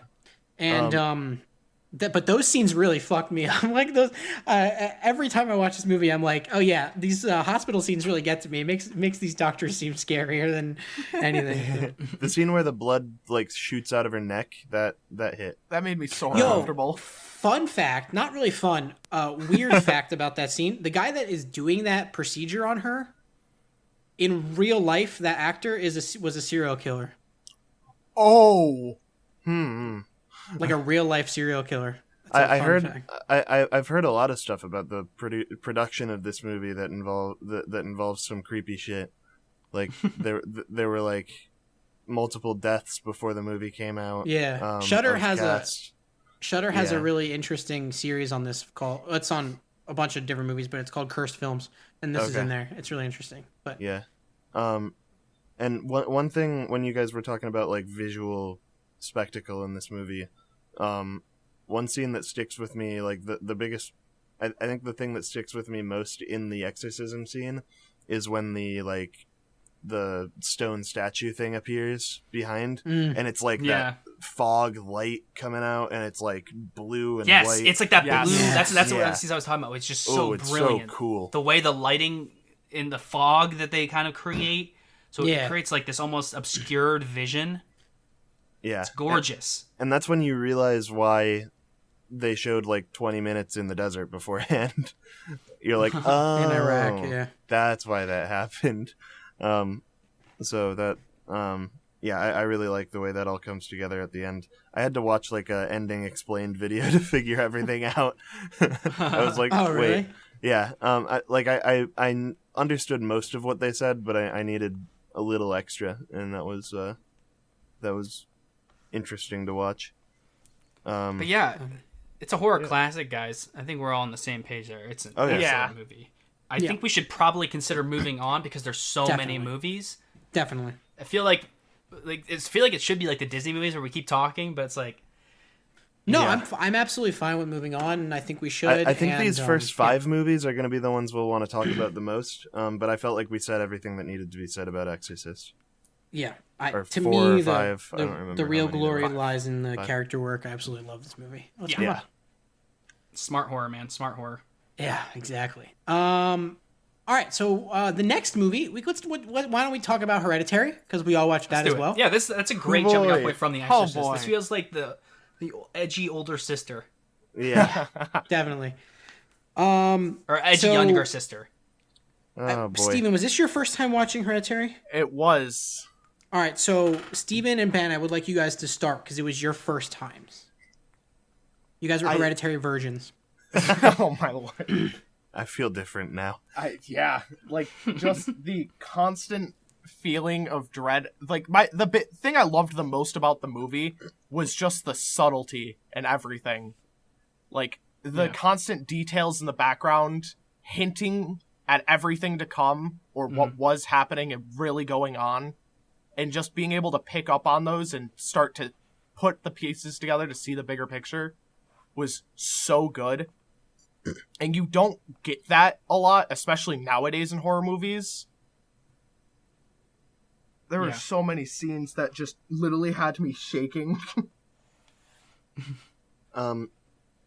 Yeah, big thing that you actually pointed out about The Exorcist was like a big part of the effects on me of watching this movie, like during watching it. You mentioned with The Exorcist that you feel like you shouldn't be watching it. Yeah. Hereditary has a lot of that. Like, I felt like I did not belong in that room. Like, that... I mean, that movie just... It keeps showing you so many things that are just fucked up. And it just... You feel like you're gonna be, like, just dealing with that forever. Like, it's really hard to describe. That's such a great way of putting it, Ben. Yeah. With, like, kind of how, like... Because it puts you in the family. Yeah. Mm-hmm. Yep. And that dinner scene specifically. Oh, yeah. I'm so happy boy. I love that scene. Yep. Yes. The dinner scene, the scene that Ryan talked about earlier that was traumatizing to him. That's another one that's like, I don't want to be like, if I were in real life, if I walked up to that door, I'm walking the other way. Yeah. Like that, like I'm not supposed to be here. And you're like seeing, it's just, and there's grotesque stuff. There's like loss of heads. There's things that hit you instantly. Flies. Yep. Bugs. It's like naked Bugs. people. One thing that's great, and I'm sure this scene is going to get brought up anyway, so I'm going to bring it up now. The transition between day and night towards the end, when it's day and then it's nighttime and just the yard is full of what look like mannequins, but they're just naked people. They're naked. Naked dead The people. nakies. Or at least people that maybe aren't dead, but like you think are dead. I don't know. Naked cultists. They're just naked cultists. Yeah. Bearing You all- know, like we do. Yeah. But Yeah. it's bizarre, and it gets more and more like the momentum of just things going wrong one after another. Like, and it's not like it starts happy. It starts at a funeral. So The way the momentum builds in this movie, I'm just going to piggyback off of what you said there, Ben, is so unique and so incredible in this movie. And it's so well layered in that, like, it builds momentum by having by not showing us characters' reactions to one another or like talking to each other for a long period of time. Like after things happen, we're gonna spoil this movie. This is our third year talking about it, so yeah. but like the scene, like after what happens when Charlie dies, and we don't get to see an interaction between those two characters until the dinner scene. We are left watching the entire time, wondering how, like, we know there's something wrong in their relationship by the way they look at each other, but they haven't interacted. And then when it builds to that scene by them not interacting. It's so brilliant, and it makes that scene hit so much harder. And it even does that in the beginning of the movie, even with everything else, with her reacting to her mother dying. And you don't really get conversations about it. The only things you really hear is like, should I feel sad? And then when she, like, we were kind of left in our own head trying to make our own assumptions based on what we see on the outside, until she has that amazing scene, which not a lot of people talk about. It's such an incredible scene at the grieving meeting, when she goes on about her family, and she talks about, like, obviously her brother. She's like, oh, my brother was schizophrenic, so she said my mother was trying to put people inside of him, which is like, you think about that, that's obviously what her mother was then doing to Charlie. It's so good. This movie, and wanted to do to Peter, and she said no, I wouldn't let him near Peter, and it's like that's because her mother was trying to put payment inside of Peter, and it's like all like it's. Everything's layered so well. Yeah. Yeah. And the whole movie is just about, like, familial demons. Carrying over, like, genetic familial demons, if that makes any sense. And also, dare I say, hereditary yes, familial. exactly. Yeah. Exactly. And the movie is about, like, not being able, like, family is family, and the horrors of family are inescapable. Yeah. Yeah. And you can't escape. That's just part of your, like, you know, a lot of that stuff, like, if something horrifyingly awful happens inside your family, like what happens in this movie, there's no escaping it. Mm-hmm. And forgiveness doesn't come easy, and your lives change forever. Like, that kind of, it's, like, horrifying. Like, it's so well written. Like, one of the best written horror movies I've ever seen. Maybe that's where it lies. I mean, like, it's great in many ways. Performances are great. It's beautifully shot. But, like, to me, the wonder of the movie, it lies in its writing. I mean, like, it's just... The context is everything. The context is great. The subtext is great. I mean, you can watch the movie 5 times, like I have, and you'll pick up something new every time. And I just think it's wonderful. I don't have a lot to add. I've talked about it 3 years in a row. Same. But it's like I just absolutely adore it, and it's just like, and the acting, from the acting literally is just all so four of good. them. Actually, everybody. Toni Everyone. Collette should have got an Oscar. Should have, definitely. Not even Low-key- should have been nominated. Should have fucking won Low-key- and taken home a statue. Low key, Alex Wolff should have gotten nominated for an Oscar. He's so good. He is so good. That dinner scene between the both of them, and then, like, I don't want to even take away from Gabriel Byrne either. Yeah. For his performance as Steve, the husband, he has to play a more subtle supporting role in the movie. And the only time you really get to see his emotion kind of get let out is when he's crying in the car before he goes home and everything happens to him. Yep. It's so good. Like, It's just so good. I don't know, man. This movie's just I feel like I'm gonna watch this movie every year. We're gonna talk about it every year on the same. podcast. Might have to take a break from it. Might switch to Midsummer for 3 years or something. I don't know. I'm just gonna have to watch both. Does anyone have anything else to add about Hereditary before we move on? There was one more scene I wanted to bring up that like kind of haunted me. Was right after the death of Charlie. We just watch the brother's eyes for like a minute after, and they just don't move, and you can feel what he's feeling. Yes. I mean, it's so Alex well Wolff's done. acting is just movie does that movie does such an amazing job putting you in his shoes in that moment. It Yep. forces you to stay there. Yeah, And then not just past the car, but then after when he gets in the bed and you watch him, Yep. he's he awake stays until up morning. all night. Until, like, the what he brilliance, the brilliance of having him almost look at the rearview mirror, Yep. and then Oh my having him God. do the same thing when he's in class is just like, Yep. mwah. Yeah, That's such like, subtle masterpiece. acting. The way he's like, just his eyes like twitch to the right, and he just can't do it. Ugh. Yeah. Love it. All right, Guys boys, wanna what face it. next movie would we like to talk about? Hey, what was the other mandatory ones? We had a couple more. We've got It Follows, The Shining, and Scream. We'll do it in that order. It follows, boys. All right. Is this another one where Steven and Ben were virgins? It follows virgins. No, I have seen this movie prior. Okay, I let's was hear a Ben's virgin. thoughts first. This movie was friggin' awesome. This one, it felt, it was definitely a different feeling watching it than like Hereditary or The Exorcist. But it's like paranoia is like a big part of this movie. I spent the whole movie, once I realized what was going on, I spent the whole movie just scanning the background and like trying to figure out where it was. And like they do such a good job of like doing those they do like the one little fake out that with the soccer player, where it's like you realize that the director has you in like a headlock, and and like you'll never know if it's actually the creature. So it's like this movie is just paranoia incarnate, I think.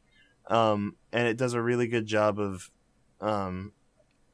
like instilling that in you. And then they also have some like really good just like monster design with like the tall guy and the little kid with the big mouth. And it's great that some of them are like just normal people that just sort of fit in the background. Ben loves the tall guy. The tall Yes. guy is terrifying, dude. The build up to that little scene is Yeah. great when Yeah. you feel so claustrophobic in that room. And there's a solid level of like symbolism in this movie, like that we'll get into overall. But the way that the creature kind of represents like, I guess, what did we say, like growing up, I think was sort of the idea. Like it's like, Yeah, I mean, it's it really can well done. represent a couple different things. Yeah. But growing up is a large part, I think. Yeah, the most broad, like, but right answer yeah. that you can get a little more nuanced answer out of, but it's like the right. That's like the right idea. I think my favorite part of the movie was like once it got about like halfway through was the shift to where like the camera even recognizes that she recognizes this is a part of her life, so it stops focusing on the creature whenever it was in frame and just leaves you to look for it. Yes. Yeah. Like just that in itself, and just the acceptance that like she has to deal with this and coming to terms with it and just trying to figure out how to deal with it and focusing on that, than just the constant like, oh look, there it is. Yeah. I love that Ben. I think Ben put it perfectly when he said like you're in the headlock of the director, Yeah. because that's absolutely right. It's absolutely right, because that's what he does. You only see what he wants you to see. Yeah. Yep. And that's where he builds his horror and his tension and his suspense, and in that, like, you can't you only see what he wants you to see. And everything is very deliberate. Like, you see someone walking in the distance. Is that it? Or is that just somebody walking? Yeah. And, we're purposely not looking at whatever direction. Or, like, even those shots where we're literally spinning around. And then I love the one when they're talking, they're getting information in the library, whatever. And it's spinning around, and you constantly see the thing walking towards them. And then, like, it goes right before it gets to the point where it is following, it stops right before that and looks at them for a long period of time, just talking to the librarian. And you're in your head just thinking, how close is it? How close is it? How close is it? And it's just that kind of like, and you never go back to see. Like, it's just like, as Ben said, it's perfect. Like, you're in a headlock of the director. Like, Yeah. you only see what he wants you to see. Yeah. That's great. You look into his window. So this movie has, I can't say my favorite, but it has one of my favorite. What? I said I know you're going. Yeah. Scores by Disaster Piece. Yeah. The music in this movie is just absolutely incredible. I've mentioned this on the podcast before, but Ben, I told you I had a story. Yes, story. And then I never told you the never story. told me the story. So if you guys will allow me a minute, I will tell this story real quick. told it I on know I already last- told it on the right podcast. So I'm going to make it real quick. Ben, one time in college, I was in the library writing a paper, and I was listening to music. I then put my... It was like 3 in the morning. It was like 3 in the morning. I was like, I need to go get some coffee. So I put my laptop back in my bag, but I still have my headphones connected. No, actually, I moved it to my phone. Doesn't matter. Anyway, I'm playing the soundtrack by Disaster Piece, and the song Heals from the beginning. I was shuffling. The song Heals from the beginning starts playing, and it's the part where it's like dun, dun, dun, dun, and it's like has the whole and everything's going on, and it's incredible. And I'm hearing this, and it's psyching me out. I'm like getting literally scared walking down the like pitch black quad, and like I start running. I'm like running like the character in the movie. I'm like fucking booking it, and I'm terrified, and I'm like, where the hell? What is this? Where's it coming from? I like literally I'm like losing my mind. I'm like in a horror movie, and then I take my headphones out. I'm like, okay, I gotta come down a little bit because I kind of lost myself there. But the music in this movie just does an incredible layering it on top of the direction by David Robert Mitchell is like it almost feels illegal. It just is so good. So yeah. That's my little tidbit. I mean, I've talked this movie to death, so I don't want to go into any more detail. But like, for me, like the way that the music and the direction are layered, it just honestly sometimes feels like it's too good to be true. Like, it's also just really pretty to look at. Yeah. A really pretty movie. Has a very unique look, very surreal. Yes. Yeah, definitely. And in a dream. as you mentioned, watching it, like the lack of a definitive time period adds to the surreal nature of the film. Like, Yeah. So. And it's how it's not clear about when it takes place or anything, and the seasons feel like they're always changing from scene to scene. Nothing feels definitive. Yeah, they've got like jackets on, and then they're going swimming. It's like, what the hell? I'm so confused. Like, yeah, it's really a bizarre watch, and I think that's very, very intentional. Yeah. It's it feels like you're in a dream. Yeah. certainly. I don't have much more to say about this movie, but like I feel like I talked about other movies more, but I just kind of want to like say that I think this was like my favorite movie that I watched here. Like That's awesome. I love loved this movie. this movie. That's so great. I had a lot of I didn't like one. I think I did have fun watching it, and this is the one that stuck with me, but not in like the like looking over my shoulder way, but like I'm just thinking about the movie. Like it's a good freaking movie, and a lot of these other movies make me just sort of like they stick in my mind, but in like the ooga booga way. Because I get that way after I watch a horror movie. I often get like insomnia and can't sleep for a couple hours after. But this one did that. But then after that, I kept thinking about it. But yeah, I think this was a great movie. That's awesome. Yeah. Steven, anything to add? Not that I can think of. at the moment, at least. Awesome movie. Two Yeah, thumbs it up. is a Me and Zach phenomenal watched movie. this on a whim when we were waiting for Alan. We were gonna watch another movie, I think, later. So we were like, let's watch this movie, and we watched it. And we were like, holy shit, we were blown away. And we got coffee after, like we always did. Yes. All right, let's move on. I think Ben said The Shining was next. I Yep. believe so. So who here hasn't seen The Shining before?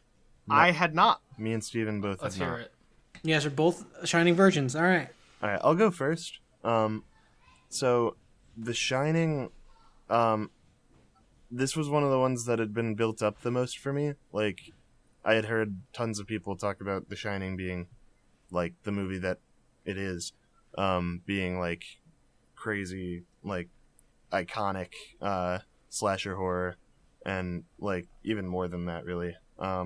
Just like it's almost the definitive classic horror movie, I think.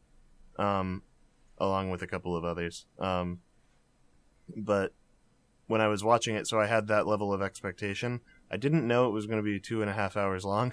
Yeah. So Long movie. I was just going. I didn't look at the time code when I started it, so I just sort of went in for it, and I was like, I started to feel that length. That's like the one thing that I would say about the movie that I wasn't like, that didn't make me super happy, was I felt that 2.5 hour length. But other than that, the acting from Jack Nicholson is fantastic. I think it's just incredible. And I think the characters and the storytelling are great. It builds up that sort of, I guess, tension and that ramping up of insanity. I think it captures that really well. So I guess that's how I would describe my initial thoughts, and I'll go into like other scenes as you guys talk about it and such. For me, this, like, as we just stated, was my first time going into it, and on the same bar as Ben, like, had it raised very high for me. A lot of people talked it up, and I hate to say, but I was honestly kind of disappointed by the end. I grew very bored about halfway through the movie. Like, the pacing really threw me off with the constant jump cuts telling me, oh, it's this day, or this is happening, like arrival, oh, it's Monday, now it's Tuesday, now it's 8 a.m. And I'm like, okay. Like, I understand the wanting to let me know how much time had passed or like what day it was, but it felt so sudden, and it didn't feel like it flowed right, and it just really didn't sit well with me. But I was trying to like just ignore that and really appreciate how well acted it was. I don't know. Yeah. I'm trying No, not to that's- let the headache no. I got halfway through the movie like deter, I think like I'm not mess with my shocked thoughts. or disappointed in how you guys feel. This is one of my favorite horror movies. Well, no, let me take that back. This is one of my favorite movies ever made. Same. But I can understand, this was probably your guys' first Kubrick movie. Probably, yeah. Yeah. And he is a very unique style of filmmaking for a lot of his movies. So, to kind of piggyback off of what you were saying there, not piggyback, I'm sorry, to I guess be a contrarian to what you were saying, Steven. So, I think you were describing how it feels very jarring as the movie goes along. I just talked about the last movie, how the last movie feels very dreamlike. This movie feels like as you go along, you're getting deeper and deeper into a nightmare. Mm-hmm. If that I makes can any see sense. that, yeah. This is a movie I think that like where the atmosphere and the tension I think builds up over time to feel more and more like surreal in a nightmare-ish way. If that makes any sense. And It that's does. not just from where the movie continues to grow in that way, but obviously Jack Torrance carrying the movie in that way as well. Yeah. Where Yeah. how kind of insanely bizarre and how you start to question yourself as the movie goes along gets more and more dark through Jack Torrance and through the circumstances in general. And how your perception as the movie goes along grows and changes as it goes, if that makes any sense. And the way the way Kubrick utilizes those like, I don't know what else to call them, like other than like time cards or whatever, those descriptor text cards, right? The way Kubrick uses them, at least the way I've interpreted it, is like almost to subvert your expectations of like getting informative details from it, because they're so they lack so much information that it almost makes you feel like you're becoming it plays into, at least for me, it plays into the effect that you're losing that you're losing your sanity as well. Like, yes, it's like Tuesday fucking when fucking Tuesday? Exactly. What? Yeah. Yeah, Like 4 p.m. That's what I was Is it talking 4 about, p.m. too. the same fucking day? Like, what are you talking about? That's Like, exactly what I was saying too. That was what- it feels so- more nightmarish, like you're getting lost in your own sanity as it goes along. Like it's off-putting for that reason, even in Yeah. the most subtlest way. Yeah, that came to mind while Steven was like reading off the different numbers. I was like, you know what? It never says like when the Monday is, and I'm like, I understand what that was trying to do now. It was trying to make you lose track of time and like show you that people were in the movie were losing track of time, and we didn't even know how long they had been there. So like it almost felt like we had been there for longer than like maybe they had, like, because we only saw maybe what looked like to us like a couple of days, but it felt like a lot of days. It was definitely more than that, because there were like several weeks in there, because we saw like a Monday title card like 3 times or something. Yeah. But like by the end of it, it feels like you've been there for like, it feels like it's been months and months and months. So like I get that part of it for sure. Like it didn't come to mind while I was watching the movie, but now I get it. For me, This seems is like a multiple watches kind of movie for me. I was gonna say, even if is. you guys didn't like it, I hope, or not, maybe that you didn't like it, maybe you didn't fully. I don't know how to say it exactly. You didn't love it. I implore you to appreciate Yeah, I it. think- I don't want to say appreciate appreciate it, because that almost makes it sound like I'm condescending. yeah, you know what? It does kind of sound like that, but But I implore you to give it more watches. It'll grow on you, I feel like. I mean, I loved it the first time I saw it, but it's my dad's favorite movie of all time. This movie for me is also, in my opinion, the most beautifully shot movie. Oh yeah. Easily, in my opinion. really, Like, this is really one of my well favorite shot. looking movies ever. yeah. Again, like, its use of color Mhm. is just, and the way I know I said this again with The Exorcist, but I think this movie is like borrowing that like idea of the way it uses the color red very sparingly, but when it uses it, like, Kubrick understands how to like make red impact. Oh yeah. Yeah. And it's just real. I don't know. It's a really, like, I there's so many scenes from the movie that are so iconically shoved in my brain. That like it's just like the most, like, in my opinion, it's like the most iconic movie ever. There are countless shots that like that just stick with you, and there's just so many things about it. Like, I mean, we've talked about this before, you and I, Ryan, but it is also one of my favorite movies, period. Yeah. But like, There's another top 5 for me. There are so many things that like stick with me. Even a shot like this one is one of my favorites, and I always talk about it, mainly because I think that Danny Lloyd's performance is so underrated, because Yes. kid performances usually are not very great.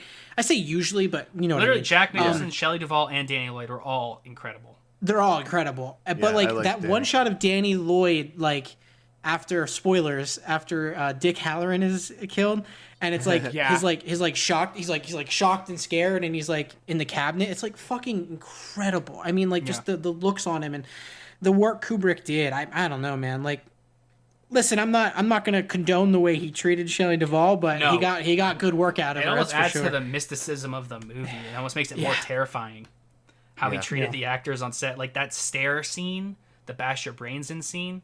They did that scene like 150 times or something. And Yeah. her fear was real fear, because she didn't want to have to do the scene again. So she looks so exhausted the way she's swinging the bat around and everything. And like Jack is like going more and more nuts. I'm talking about like Jack Nicholson. It's Jack going Nicholson, more yeah. and more Yeah. nuts from doing the scene over and over again. And he's such like one of the best actors to ever live. The Yes. way he's just, it's kind of despicable how he treated the actors, like in the whole movie. Oh, it in is. that scene, because he was doing like a very Hitchcockian thing where it's like when he's making like a horror movie or something terrifying, he wants to get real fear, so he makes them feel real fear. Yeah. Like it's something that'll never happen again. But yeah, it's that scene also in particular is just one of my favorite scenes in movies ever, from how incredibly well acted it is by both of them, even though the circumstances are pretty horrible. And Stanley Kubrick is always, it's sad because Stanley Kubrick's, I think what I would usually say is my favorite director of all time. And like he's got a POS on this movie. Well, actually, it's funny because William Friedkin was a piece of shit on The Exorcist as well. He like shot a gun, like in the ear of one of the Yes, yeah. I don't remember who it was, but the woman who plays the mom, like, I'm like, it's crazy. Yeah. But yeah, these fucking these directors in the 70s and early 80s were just They on were some on some shit. different shit. Yeah. Yeah. One scene that stuck out to me visually, that I think I had seen before, but it's like it felt iconic, and it's one that like will likely come to mind over time when I think about this movie. The cranberry juice? The cranberry juice scene is good. But the scene where the kid is, I think he's on the like little bike that he rides, or he's the like big wheel? He's on a sitting big next wheel? to it. Yeah.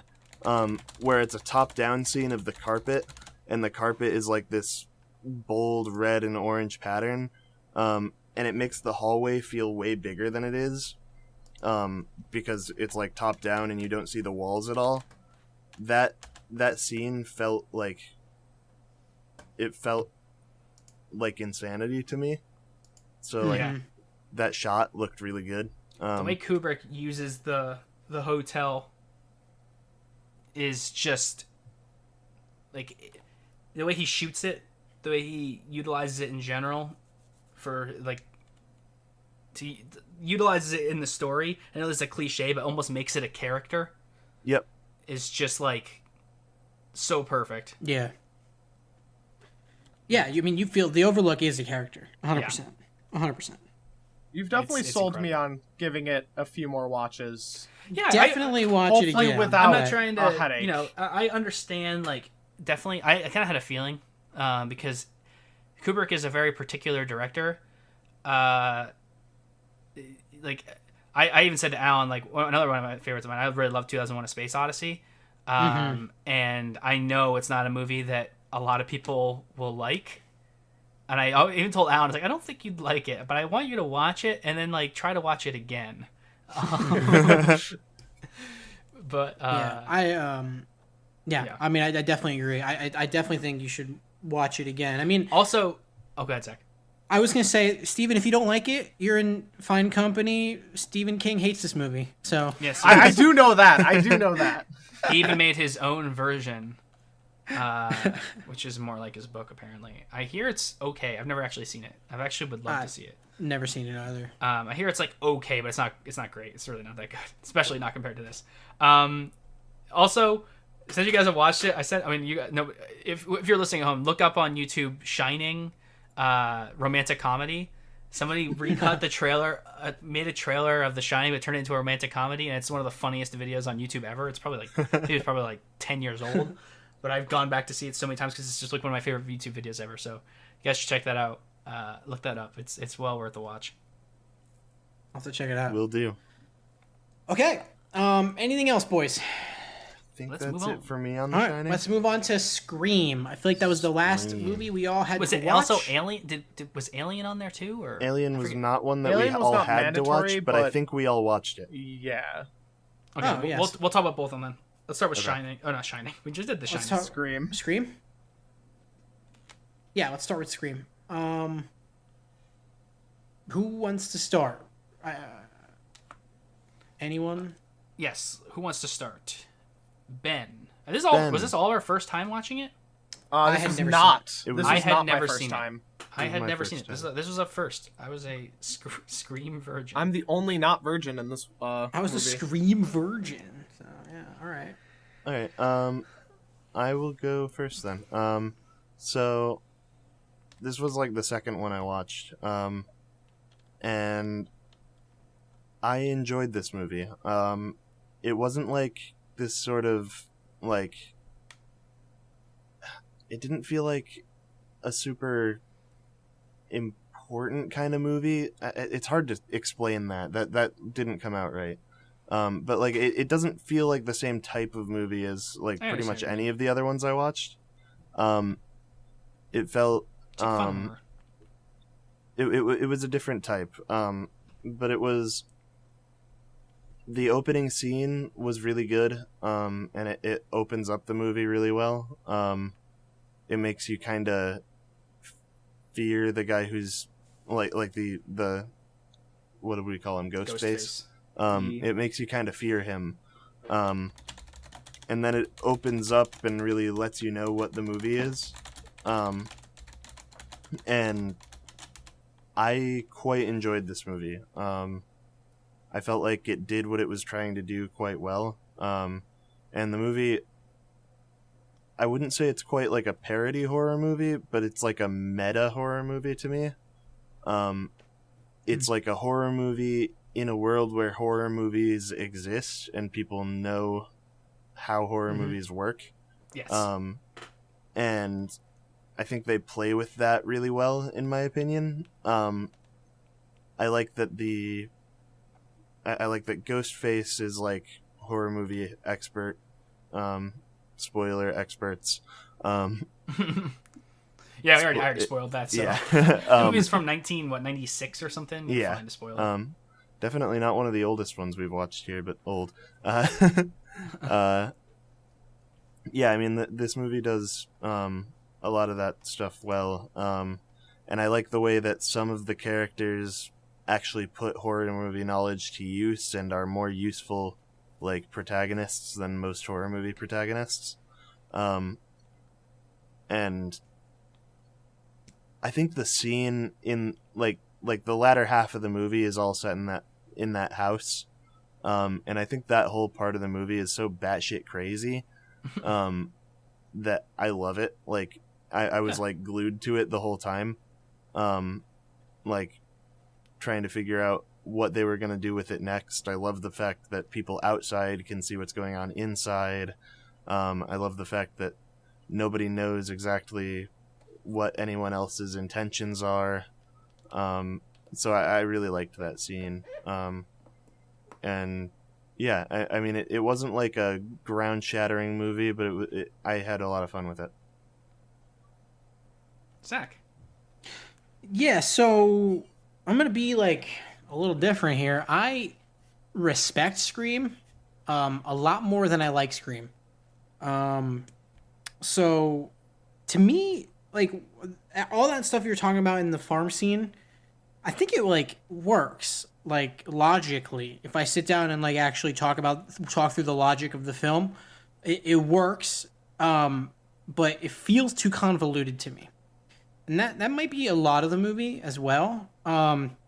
It also so I'm trying to I don't know a nice way to say this because I do think the movie's like good. I think Wes Craven made a fine movie, but like I didn't feel any of the things we talked about previously when we talked about what makes a good horror movie or what's a necessity. I don't feel atmosphere in this. To me, the movie feels almost fake. It's weird. Like, obviously movies are fake, but to me, this one felt that way more. I agree with that. I feel that. And there's no tension to me, save for like the beginning sequence with Drew Barrymore. I don't know. Scream just might not be for me, but I watched it and I came away with it feeling pretty meh on it, and I almost feel like it became the thing it was satirizing, which may have been a point, but it just didn't work. I don't know. Yeah, for me, like, so Scream is, it's obviously satirizing, like, old slasher horror movies, and that context is really important. Just kind of understanding, like, it's making fun of, like, movies like Texas Chainsaw Massacre and Halloween and other Wes Craven movies like Friday the 13th. He even has a little jab at the sequels. And Nightmare on Elm Street. Yeah, the movie is it's fine. I think the problem I have with it is I'm gonna piggyback off of what you were saying, Zach. In that, oh no, I'm sorry. Did I say? Hold on, I got mixed up. I said he made Friday the 13th. I meant Nightmare on Elm Street. He made Friday the 13th was somebody else. Gotcha. Yeah.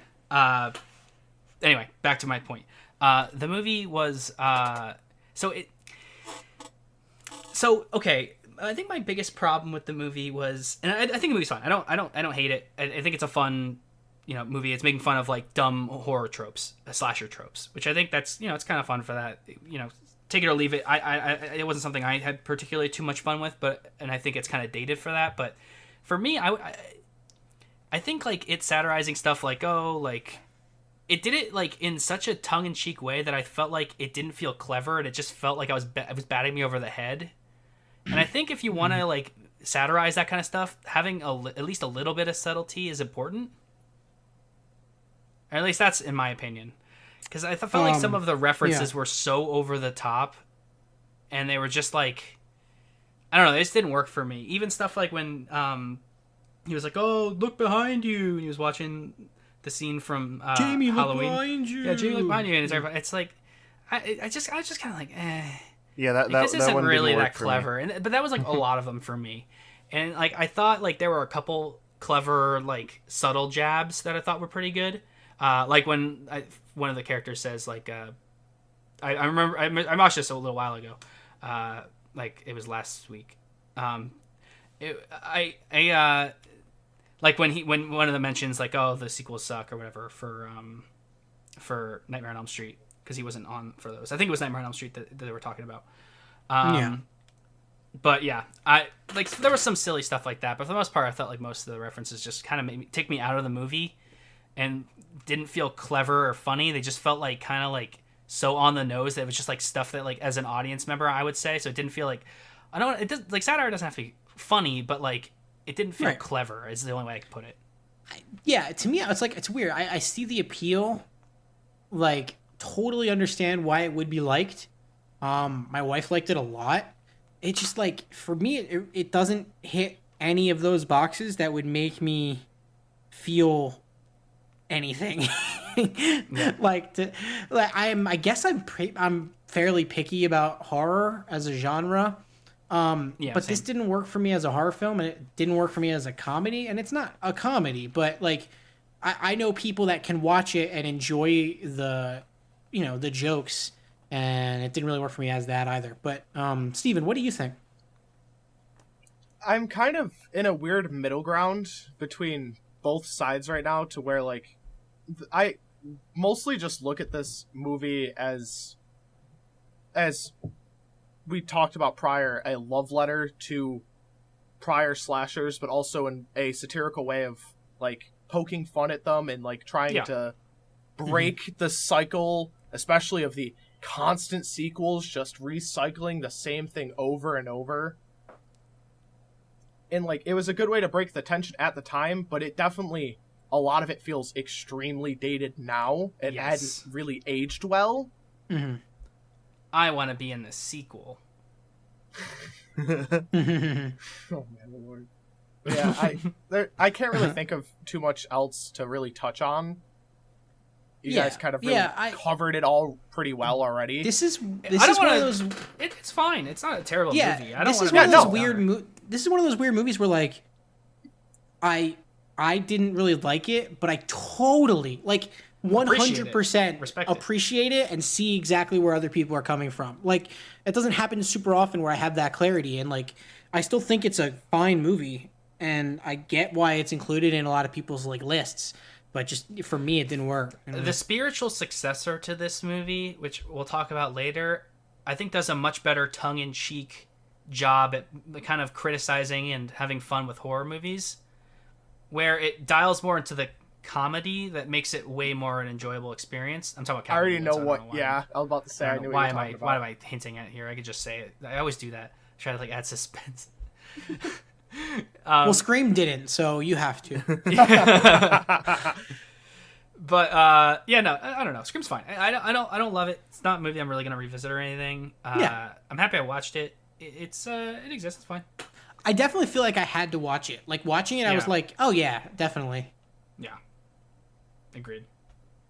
All right. So So that's where the are we at? Do mandatory. we want to Oh, hop Alien. over to? Oh, we were going to talk about Alien. Yeah, let's do it. Yes. Oh, by the way, Alan loves Scream. I feel bad that he couldn't be on here. I know he would have loved to defend it and talk about it. I feel bad about that. I definitely wouldn't disagree or argue with his points because, you know, I see, you know, he's more passionate about it, and I know I see what they were trying to do, and I can see why it'd work for people. And I definitely, like, as I was watching, I was like, I know, like, I could tell Alan would love it. Like, it's so up his alley. And I don't mean that as an insult. I mean, like, it's his type of, like, he loves movies like that.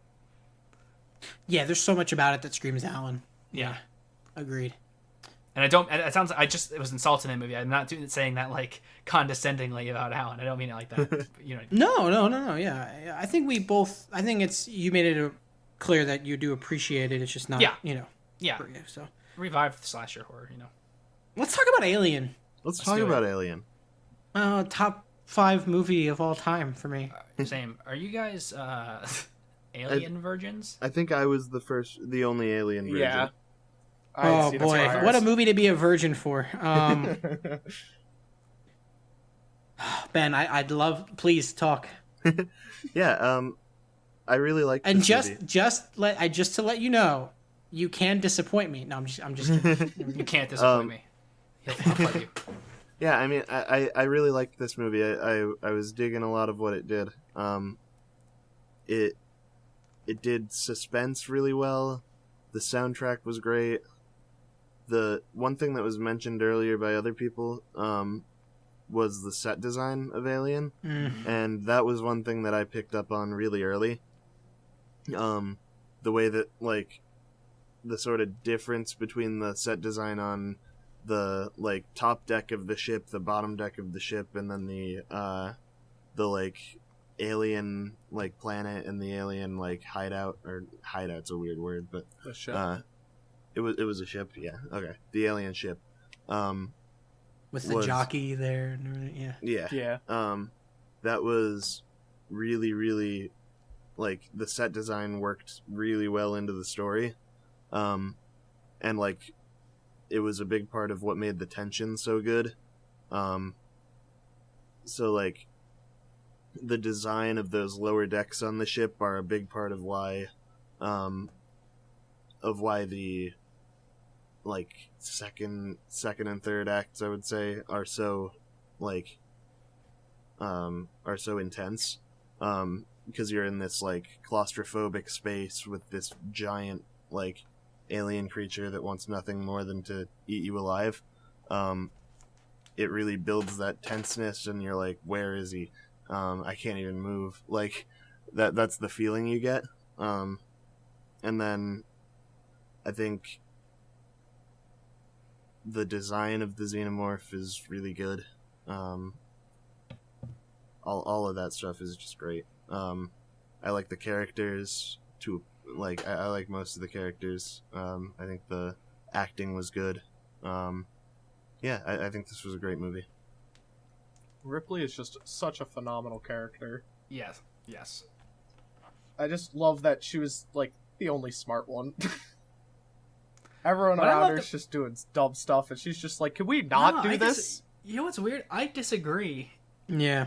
I you know what I think what I like about this movie, which I love how the characters are, the decisions they make, and how that you get direct consequences to these decisions. Yeah. Yeah.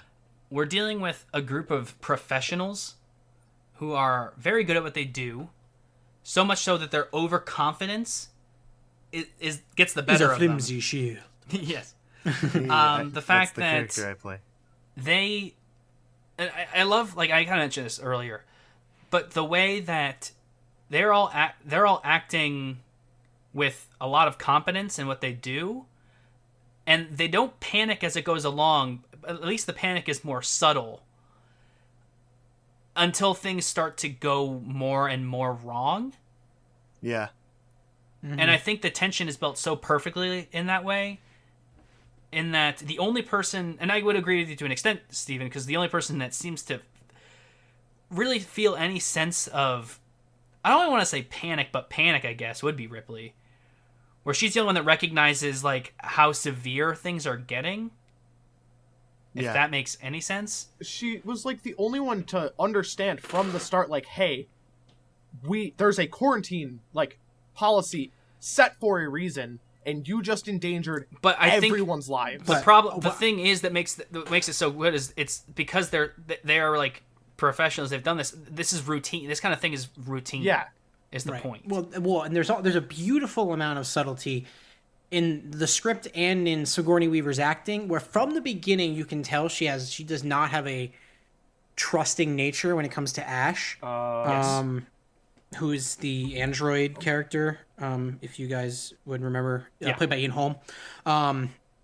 And so when Ash is telling things and when Ash is the one, giving these sort of, I don't want to say commands, because, he doesn't necessarily come from a place of overt, control. But they all depend on him at the same time. Right, exactly. His control comes from his area of expertise. Yeah, in his area of expertise. Yeah, where he controls what he controls. Right, and so her distrust of Ash plays so heavily into like her actions, I think, but none of that is overtly said, and it's just it's brilliant. I don't know, like this is a movie that I could gush about for hours, and so like I just think it's so good, and Sigourney Weaver is, I think, full stop, my favorite horror. I mean, Ripley's my favorite horror character, but Sigourney Weaver's my favorite actress in a horror movie, period. Like, I just absolutely, I think her performance is incredible. I don't know, I feel that. She's awesome. Yeah. Yeah. I mean, there's mine like is a ton probably, and it's really cliche, is probably Jack Nicholson in The Shining. But I dig that. I mean, it's cliche there's as not, that is. It's cliche for a reason. It's a great performance, no question. But I like that pick as well. So much. Sigourney Weaver does not get enough credit. She doesn't. It's weird too, because I feel like she's not necessarily underrated, but she also doesn't. She's not. I don't know. I feel like she also doesn't get enough credit at the same time. I think everybody, the performances from everybody is great. As I was saying, just like the sense of like, there's a lot of subtlety in the panic of all of the characters. Yeah. I think that's portrayed so well. Just the progression of things getting worse and worse as it goes along, and like as I was saying, like the alien making it more and more of its own home. Yeah. And the ship feeling less and less familiar almost to the characters. It's I think that build up is so good, and I think it doesn't work at all, obviously, if the actors aren't able to pull it off like how they did. There's just a sense of, this movie fucks me up, by the way. Like, that's like a real, like, and I've seen this movie a dozen times, like, but it's consistently scary, and not in a sense of like, oh my god, what's around the corner. I mean, that suspense is there, but since I've seen it so many times, I know what's coming, but the suspense is still real. Like, the movie's directed so well, and the score's so good, and the sound design is so good, because the sound design plays such a crucial part in the atmosphere. But like, all of that, the suspense is real, but the scariest part for me is the face hugger. Like, just the aspect of like this being that's gonna impregnate you, the sexual deviancy. I mean, this whole thing is just it's a primordial terror, you know. I agree. Alien is just no surprise. I've mentioned it many times. It's just literally one of my favorite movies ever, and it will always be. And my cats Ripley and Jones love it as well. That's my obligatory Ripley and Jones reference. My two cats. So. You guys have anything else you want to add? I mean, me and Zach have talked about this movie a lot. Yeah, I could talk about it for hours more, but I feel like we've already done a whole cast on Alien between this and the last 2 years of. Yeah. Yeah, So, I think I've said my piece on it. As have I. Excellent. Awesome. All right, so that was all of the movies we all watched. How about we talk about some movies that only some of us watched. Let's do it. I guess let's start off with Ryan. Do you want to give us a movie? Okay. Should I do one that I think other people have watched, or should I just go off? Just whatever you want to start with. Yeah, you start. All right. Pick. I'll just say, I guess I'll start with one. I'm going to be really quick with this one. I watched a movie that I saw recommended a lot on Reddit and some word of mouth. This movie called The Autopsy of Jane Doe. Did not care for it. It was, I thought it was just clumsy and goofy the way it was made. The autopsy scenes were really good, though. I really liked the sound design during it and the visuals, what I would assume would be all practical effects for the autopsy, and the way it was shot when it would go back to the face of the person that was having the autopsy done to. That was a really cool, really awesome scene. And the idea of having a mystery unfold through an autopsy is pretty unique and cool.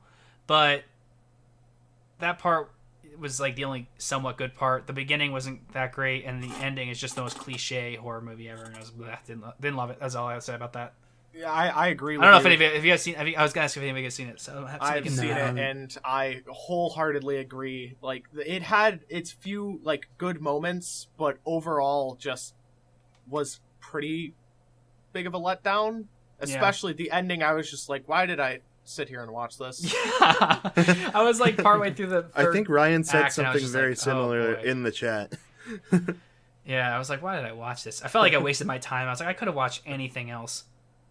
I really thought I was in for something with this. Yeah, I mean, do you have anything else you want to say about that, Steven? You didn't watch it this week, I don't think, but... Not like That's you basically covered the few good points very Yeah. quickly. That was it. But like those autopsy like scenes were like so tense. Yeah, the dialogue I was will give so... it that. Yeah, the dialogue also... Like, when they... I mean, spoiler alert, I don't know if you guys are going to watch this movie. Do you guys care? Probably Spoiler alert for this. I don't Skip really care. forward Go ahead. 30 seconds if you care about seeing this. When they like tear the skin apart and like there's the writing on this underneath the skin, the like, demon writing on the skin. I was like underneath. I was like, whoa, that was pretty cool. But then right after that, like that was it. Like that was the last cool, and then it was like another 45 minutes of just like. No cool. And the dialogue was No also really cool. goofy and horribly acted. There was literally a scene where they did that cliche where it's like the girlfriend's talking to the boyfriend and she's like, oh, you're not going to be doing this for long. And he's like, oh yeah. And she's like, you didn't tell him? Like that cliche. If you've heard, Yeah. I'm not even going full context, but there was a lot of very bad cliche lines, and some of the acting was, I mean, you could tell these guys were not like, they did as good as they could, like, you know, but it came across a little goofy. I don't know. That's all. I don't really want to talk about this movie any longer. That's all I got to say about that. All right. All right. Ben, Ben. go next. Ben watched Halloween. Ooh, did anyone else watch ooh. Halloween, the original? I watched Alan it last. Havens watched Halloween. I watched it last year. Okay. Same. So I didn't watch it this year, but I love that movie. So I'd love to hear your thoughts. Same. This was my first time watching Halloween. I liked it quite a bit. It was very tense. I think they did certain scenes that are iconic and were done really well. A scene that super sticks with me is when he's in the house with her and everyone, like, she already knows everyone else is dead. And she's standing in the corner, and then his face kind of like peers out of the shadows. Ooh, Yeah. Ooh boy. His presence is so well done. Yeah, and the Oh, yeah. staring is great. There are times when like you'll see his car, and like you'll be like, oh, he's around somewhere. And like they do the sort of you see him and then you don't thing quite a lot, and it's like stuff that's cliche now, but they did it first, you know, like they Yeah. made it cliche. And like I quite liked that movie. The score. I was gonna say the the score. Yeah, the score is phenomenal. Yeah, that song was like stuck in my head for like the rest of the night, and that wasn't a good thing. Composed by John Carpenter, correct? Yes. Yep, Like a- John yeah. Carpenter Yes. is phenomenal. I think he did it in like 3 days or something, is what the story says. But It's no so fucking great. way. One little thing I want to add on. One of my favorite characters in a horror movie ever is Loomis, just because he's so hilariously weird. And he's campy in the right way. Yeah. I love Loomis, especially I last year I watched 1 and 2 back to back. So I feel like this was in the first movie. I don't know why I'm misremembering correctly. When he like scares off the trick-or-treaters.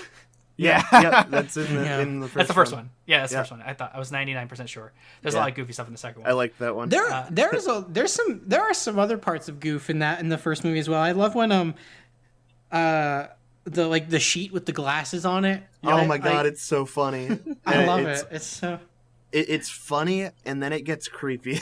Like yeah. Yeah, it's just fun. It's a really fun horror movie. It's really good.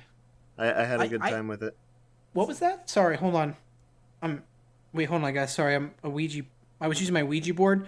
Yeah, it seems like the voice in the void has some thoughts about Halloween. Oh. So yeah, as I've talked about on the podcast before, I've never seen Halloween, and I was super excited to get to check that out for the very first time. Super great movie, excellent horror villain, and yeah, this movie has the most iconic, probably the most iconic score in horror movie history, as well as some of the most iconic just imagery of any horror movie. I was very, very excited, and yeah, this goes up there with some of my favorite monster movies of all time. So our voice in the void also liked it. You liked Ben, the movie. Ben, behind you. Huh? That'd be behind me too. Ah! He's here for me. I'm but done. He's not here for Steven. I talked about last year, so. All right, Ben, you got Anything else about Halloween? that's good for me on Halloween. Steven, Me. hit me with a movie you watched. All right. I'm gonna flip the tides here and say a movie I watched that just isn't good. Scary Stories to Tell in the Dark. I have not seen this. Oh, is that the newer one? That's newer, the one that right? Yes, like it too was- scary for kids, but not scary enough for adults. It was the biggest letdown for it was they made it PG-13, so that they could only do so much, and a lot of like I looked into a lot of like the production for the movie, and they made a lot of practical effects, and then in editing for the movie ditched them for CGI, and it was such a letdown, and the ending Why would they go was through all the so trouble? cliche. Why would they It go through all the hurt. trouble to do all the practical effects and then switch don't it to know. CG? It literally, like, you could see the practical suit used for one of the monsters, and it looked phenomenal. I think you watch the final product, and it's all CG, and you're just like, eh. Gross. I gotta watch this because I have very strong we had opinion. a funny I have very hypothesis strong. about it. Yeah. Go ahead, Zach. Sorry. No. I wasn't even gonna get into that, but I have very strong opinions about horror for kids needing to exist. I think it's really important. I think I've talked about this on the podcast before. Oh yeah, probably on last Speaky Week.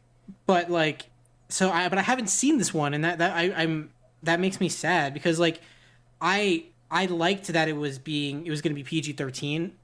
Because like to me these works could lend themselves to PG-13 better than like a fucking Saw movie that they make PG-13 because they want that extra like teenage dollars, right? Yeah. So like to me, I feel like these stories could lend it to that, but that's kind of I'm a little sad hearing that you didn't like it. So I haven't I seen would it. say for like any like younger audience, this being their first horror movie, I think it would be a good start. I just think that in terms of what it could have been, if it had been, say, a rated R movie, it had a lot more potential. And as far as we know, a sequel is in the works, so maybe they can capitalize Not on scary it enough more. for adults. Yeah, too scary for kids, not scary enough for adults. Exactly. That's the hard middle ground to make when making a PG-13 horror movie, is making it approachable for kids, but enjoyable for adults. Tricky. Maybe they'll pull it off later. Who knows? Maybe this. Maybe. Who knows? I'm probably not gonna ever see it. I'm not super interested in it. It looks kind of like a. It was Goosebumps, but like not as good. And that's saying Goosebumps being good. I actually liked the newer Goosebumps Jack Black movie. I have not seen it. The first one or the second one? Haven't seen the second one. The first one was good. The second one was just why did it need a second? I'm not saying it was like incredible, but that's Yeah. one of those movies where I'm like, I'm glad this exists, kind of thing. Yeah. Yeah. But yeah. Anything to add on that, Steven? Or I on think that. that's all I need to touch on that one. Excellent. All right, boys. I'm going to talk to you guys about The Mist. I that's a loved good this movie choice. when I was a kid. I haven't seen Yeah. it since then, but So I was going to say, Ryan, you've seen Yeah. Frank Darabont's The Mist? yes, I liked it. I don't remember if it holds up or not, though. So let me say that I think the movie as a whole is fine. The ending is really incredible. Yes. Yeah. And Darabont's ending is different than the book. Yeah. And Stephen King has gone on record to say, like, oh yeah, you know what? This ending is way fucking better. Like, just way better. The ending hit me and left me like, Whoa. whoa, and like thinking whoa for like an hour or two. The rest of the woman movie I that left, thought the woman that left in the beginning was on the the tank. yeah. Oh. So, is there anyone who Ben? Did you say you've seen it? I have not. I have. Steven has. Okay, so I'm not No, gonna that's what- necessarily. I'm not gonna say what happens in the end. I'm not gonna spoil it or anything, but I would say this is a worthy watch because of the ending. because of the ending. I also think there are some really good scenes in the middle of it, but as a whole, I just found the I don't know. I just kind of found the story to be lacking. I mean, like there are some really interesting characters, it seems, and then I just feel like they kind of go away from that. I found a lot of so to me, I feel like this is almost a starter for the first season of The Walking Dead, because like Frank Darabont did the first, I think the first couple seasons of The Walking Dead. First season. Just the first season. Yep. And the first season of The Walking Dead, I can see so much in this, like Yeah. 100%. Like there are so many things, there are so many themes that they discuss in that first season of The Walking Dead that they discuss in this. But I just feel like in this they didn't dive deep enough, and there were times where I found the main conflict to be a little over the top. I mean, while I think the main point is valid and I enjoy what they're trying to say with it, I just found the conflict with Mrs. Carmody to be a little bit over the top. Also, and this is a little unfair, but also not, because there are movies that do CG well from this time period. The visual effects in this movie are bad, and they look really dated. I mean, granted, it's from 2007, but like, I really wish they would have used more practical effects, because the CG effects are dated. But yeah, all in all, fine film, spectacular ending. Nice. Nice. Let's just go back around round robin. Ryan, next movie. All right. The next movie on this list is something I know you and me, Zach, watched. The Texas Chainsaw Massacre. I don't think Ben or Steven did, so I think we can kind of deliver our thoughts. Our voice in the void did. Ooh. Do you want to have him go first, and we can kind of just piggyback off? Yeah, let's do that. Yeah, let's start that. Ooh. As I previously mentioned, I did get to check out the Texas Chainsaw Massacre. This might have been the movie that like unnerved me the most of all of the movies that I ended up watching, and that was pretty much because this movie is just so creepy and scary. Like, scary sounds weird because it's a horror movie. Everything in it, I guess, is kind of scary. But I don't know. This movie made me feel just like uncomfortable watching, which is good because that's what I was looking for in this type of movie. So I very much enjoyed my watching of Texas Chainsaw Massacre. But I don't know that it's one that I'm going to revisit a whole bunch just because that queasy feeling in my stomach is not something that I regularly look for in my viewing experience, unless it's Hereditary. So, I agree with him. Alan brings up some great points, and I totally agree with him. Where I think this is a movie I respect more than I like. You know, Really? like I know like is like not it. fair. I like the movie. I don't know if like it's one that like I would rewatch a bunch. No, I don't You know think what I I mean? would either. I don't think I would either. Yeah, I like like it, I still like it though. But so to me, we had talked about don't remember specifically what, maybe The Exorcist. Oh, The Exorcist and Hereditary. We talked about how those are movies that you feel like you're not supposed to be watching. Yeah. I 100% feel like I shouldn't be watching this either.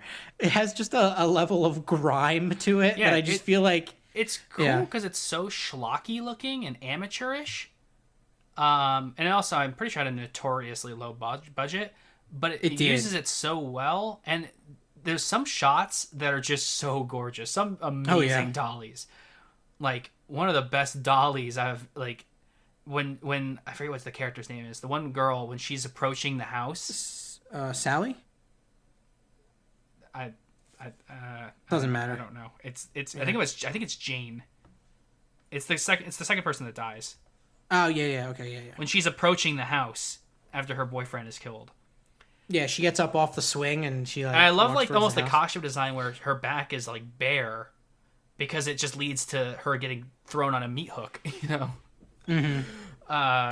And I think the implied gore in this movie is really good because there isn't any gore in the movie, but it still feels like you're watching a gory movie, like a slaughterhouse kind of movie, but you're not, because it's not gory. It's just a lot of implied with its sound design and just some of the really good camera work. Leatherface is a cool villain.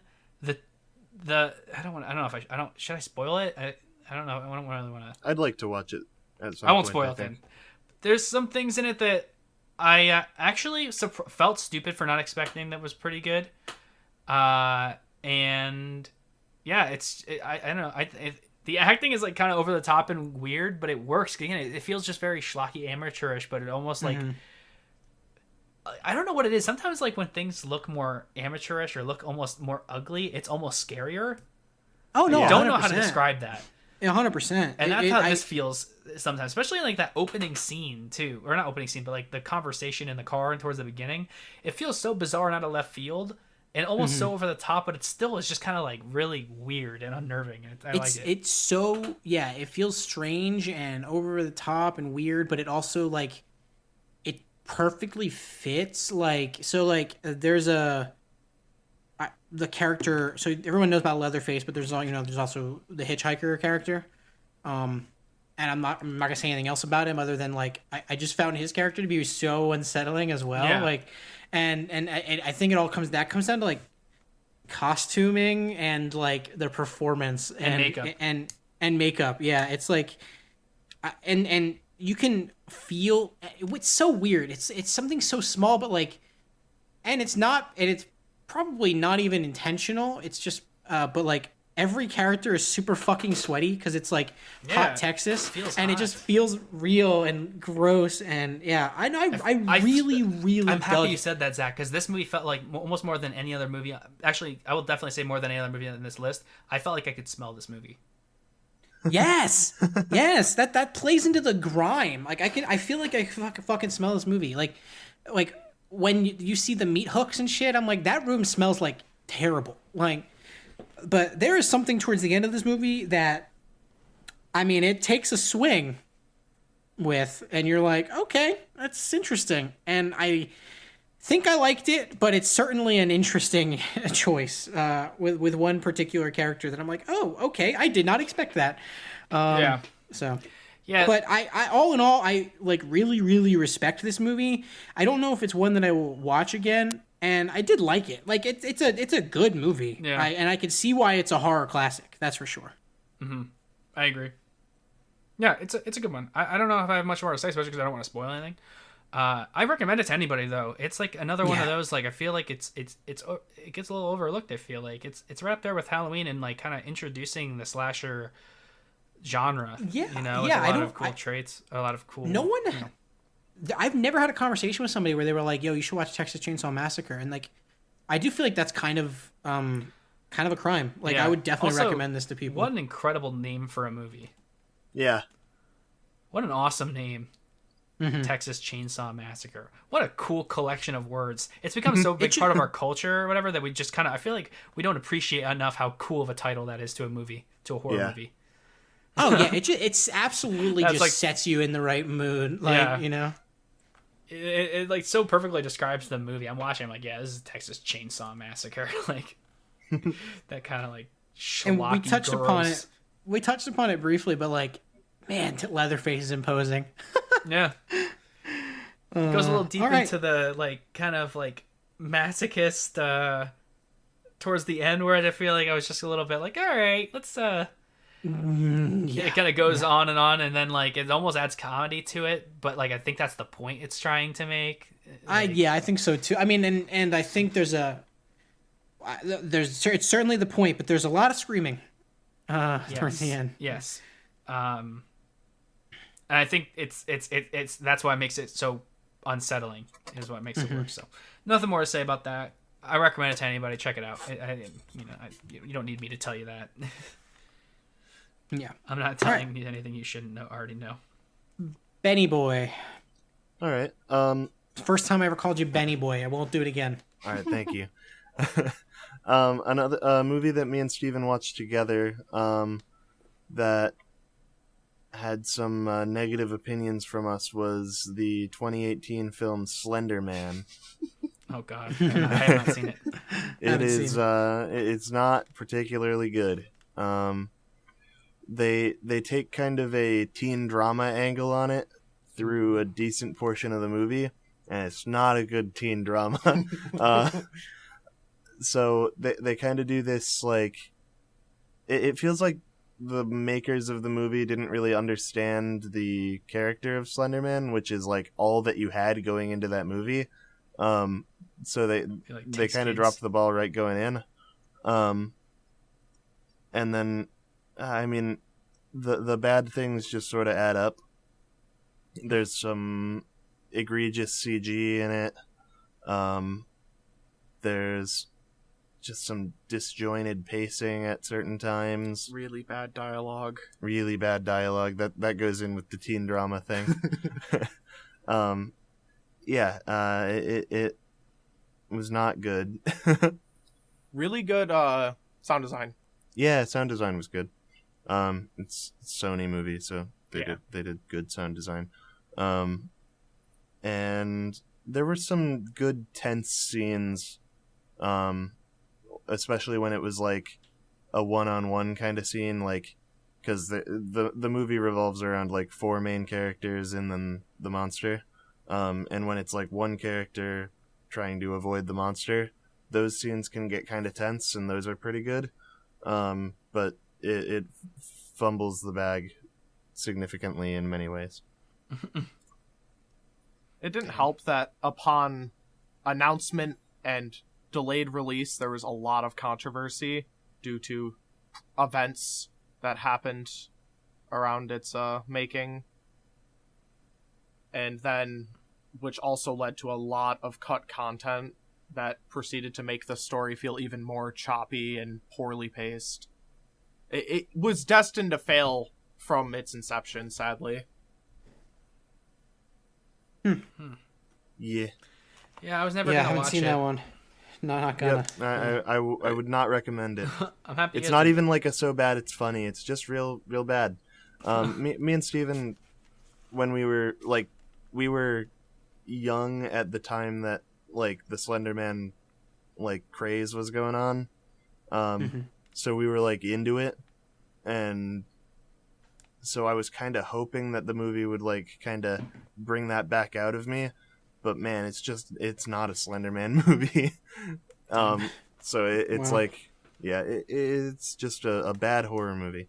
So Sounds like when I watched The Bye Bye Man. Oh, God. That was not for this, but cool.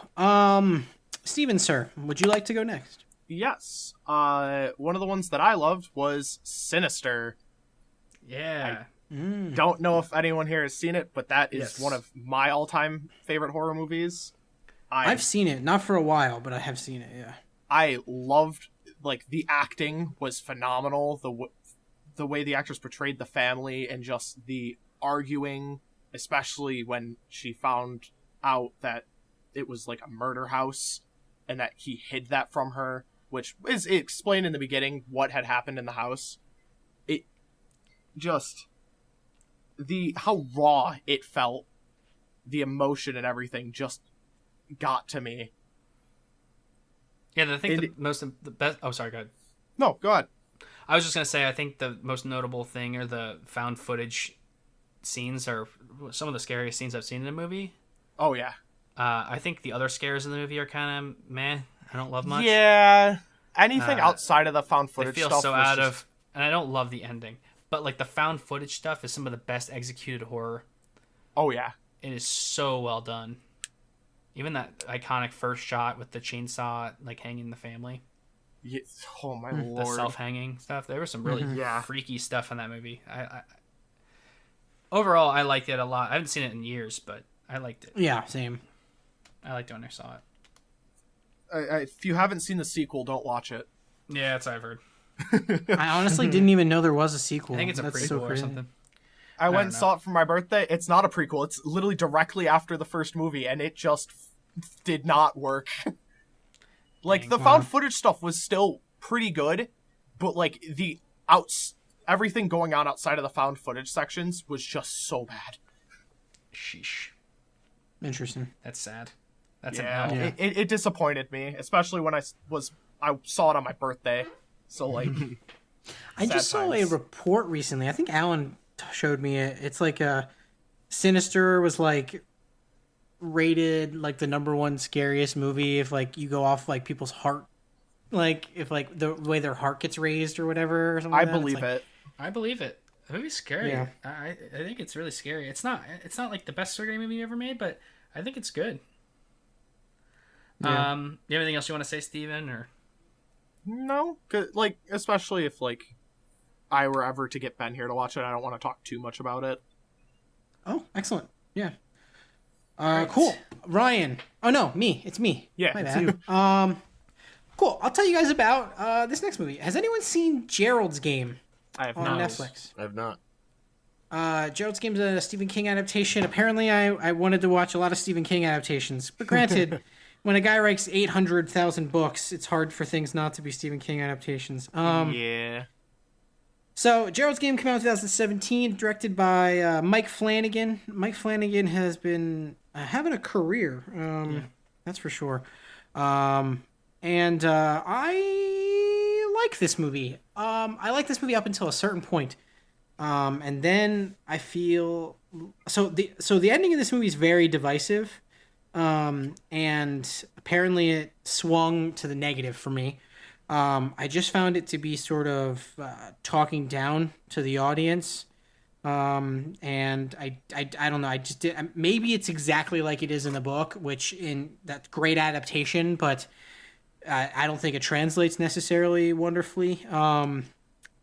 But throughout the whole movie, so the sort of the basic idea is it's a couple goes to a lake house to try to spice up their marriage. They're having sex and they're doing like a bondage game, and the woman gets handcuffed to the bed, and then the husband has a heart attack and dies, and she's just handcuffed to this bed. So like the scenes where most of the movie is her figuring out how to escape and dealing with things in her past that come back through flashbacks and hallucinations. And all of that really worked. There is like some really incredibly unsettling stuff, and the story of her past and the way she's learning to cope and deal with it and overcome that is really great. I just really didn't like the ending. But I mean, I still think it's definitely worthwhile of a watch. Performances by Bruce Greenwood and Clara Gugino were really good.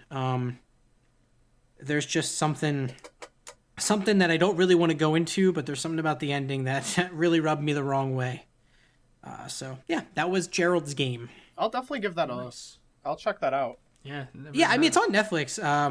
I definitely think it's worth a watch, and I'd love to hear you guys' thoughts on the endings, on the ending, and what you think, because apparently it's very divisive. There are people I really respect that love the ending. So Jay from Red Letter Media loves the ending to this movie. Apparently, so. All right, is it my turn? Yes, sir. All right, I'm gonna do two in a row, and I'm gonna do them pretty quick because these are two All ones that I'm not like I don't have a lot to say. So the first one is The Descent. I was very excited to see this because I was looking for something that I was hoping would really scare me because I am a claustrophobic guy. And The Descent is about this group of women that are crawling deep into a, what do you call it? A tomb, a ravine? I don't know. A cavern. Cavern. I don't know. They in the first They're 30 minutes, spelunking. I felt very tense because of them crawling deep into this thing. And I thought they were doing a really good job of showing the panic and her having a panic attack as she was going deeper and deeper because she just went through trauma right in the beginning of the movie. And then the movie, I think, just gets really goofy and terrible. It becomes like a really bad zombie movie, and they stop taking advantage of the claustrophobic nature of it. And it's like they almost forgot they were in a tomb, so it doesn't even feel as much like the setting doesn't feel as strong anymore. It didn't feel like it could have met its potential. Overall, the movie's fine. I actually think the characters are mostly pretty good, and there's some cool ideas and some cool things, but I just feel like it really drops the bag, like really bad after like the 40-minute mark, and it becomes just a really boring zombie movie with really boring monster design. That's all I really have to say about that. It was a disappointment for me. The next movie I watched Train to Busan, which is a Korean zombie movie. It was pretty good. I liked it. It was a fun zombie movie. The characters were pretty good, and the performances were really good. I mean, it's not really going to change anybody's mind about zombie movies. I don't love it as much as I know a lot of people like love it and say it's like, oh, it's one of the best horror zombie movies ever made. It's a fun like action zombie movie with some really fun ideas.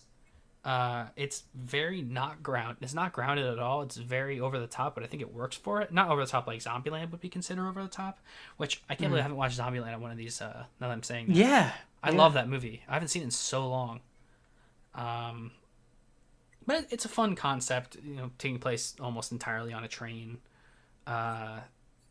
There's some good characters and there's some really touching moments. I liked it overall. I thought it was a fun movie. There's a really goofy bad guy that I just think is so hilariously stupid that I wish he wasn't even in the movie. And he's kind of driving the point of the movie, but like the point is so elementary. Like it's essentially, without spoiling, it's just essentially be a good person. Be generous, be a good person. And like there's one character that is so hilariously not that. I understand it's supposed to be contrasting with like the growth the main character has, but again, it's like such a basic concept. And I just thought it was kind of silly. But overall, the movie is still pretty fun. The makeup and costuming is really good, and it's a fun zombie movie. I don't know if I'd recommend it, but if you like zombie movies, check it out. I'm like, I can take it or leave it with zombie movies, so it didn't do a lot for me. Yeah, same. So I don't know if I'd recommend it, but it was pretty fun. That was one that I had on my list to watch. I just didn't get around to it, and but I've had so many people recommend it to me. It's crazy. But I don't know. I'm not really big into zombie movies, but it's not going to change your mind about zombie movies. Okay. Like it's love an Romero action movies. it's an action zombie movie. It's pretty fun, but it's like I don't know. It's fine. I liked it. I think it's I enjoyed it. It was a fun movie. It's just like I don't know how much I'm recommending it to people to see, Right. If you like zombie movies, check it out. Cool. All right, Ben. Ben and Steven watched The Lighthouse. We did. Yeah. Oh. This was a good movie. It was. I enjoyed the good movie. Had some fantastic acting. That's like the standout to me. The two standouts were cinematography and acting. I think the movie looked fantastic and the characters were portrayed fantastically. It's a movie that I think I need to watch again because I don't fully understand it. I get the overall idea, and I love the like insanity angle and the way it like builds. I respect the shit out of the movie, and I want to watch it again. It's a movie that was made to be seen multiple times. Yeah. A lot is left to interpretation, which is really Yeah. fun. I like when movies do that. And Steven, it doesn't what were take your itself thoughts? too seriously. I loved the movie. Like, I still love listening to Willem Dafoe's massive monologue where Yes, he and he just doesn't went blink. on and on. Yeah. And also just how difficult it was to tell what was in Ephraim's head and what was actually going on, and how much Defoe's character was just playing into that, just driving him insane. Like, how long have we been here? Could you help me remember? What are we doing here? It's just, it was so Why'd good. you spill your Why'd you spill your beans? Oh, why'd you spill your beans? That was the creepiest scene in the movie. Why'd I you also spill like the your mermaid. beans was creepy as hell. The mermaid is like holy some shit. Lovecraftian. Oh, horror. yeah. Yeah, the mermaid that's some- is creepy. That's too. some next level Lovecraftian shit right there. The screech I and him running I away. don't- She's looking at him. The acting in this movie is incredible because like the absolute like my heart breaks when Willem Dafoe's like you like me lobster, don't Dude, you?" same! Oh my god. It's so good. I love it. Fine. All right. I like I your like cooking. your lobster. I like your cooking. All right. That whole I mean, me and Zach talked in depth about the movie, so I'm not going to add on. But yes, it is. I think it was my favorite movie last year. It was like tied with like 4 other movies. I think I actually had it as my number 1 movie last year. I'm trying to remember. Yeah. Excellent, not sure. Excellent movie. I don't even remember. There was a few that I had up there, like Parasite was up there, and It was my favorite movie last year. I think I had it as my number 1 by the end of it all. Anyway, That Parasite, Marriage Story, and Uncut Gems. So, yes, that was it. Actually, I think that was all of them. yeah. All right. You guys have anything else you want to say, or? I think that's it for me on Lighthouse. I think we covered it pretty well without getting too into spoilers, and also you guys have already talked about it plenty. Yeah. So, before I kick it to you, Steven, let me ask real quick, how many more do people have to talk about? I have one. I have, like, 1, 2-ish. Let's see. I can go pretty quick. I technically have 1, 2, 3, 4, 5, 6, 7. But I can go quick Wow. with Okay. most of them. I have 4, so I can cool. Go, I can just go quick. wanted to know, Steven, would you like to go?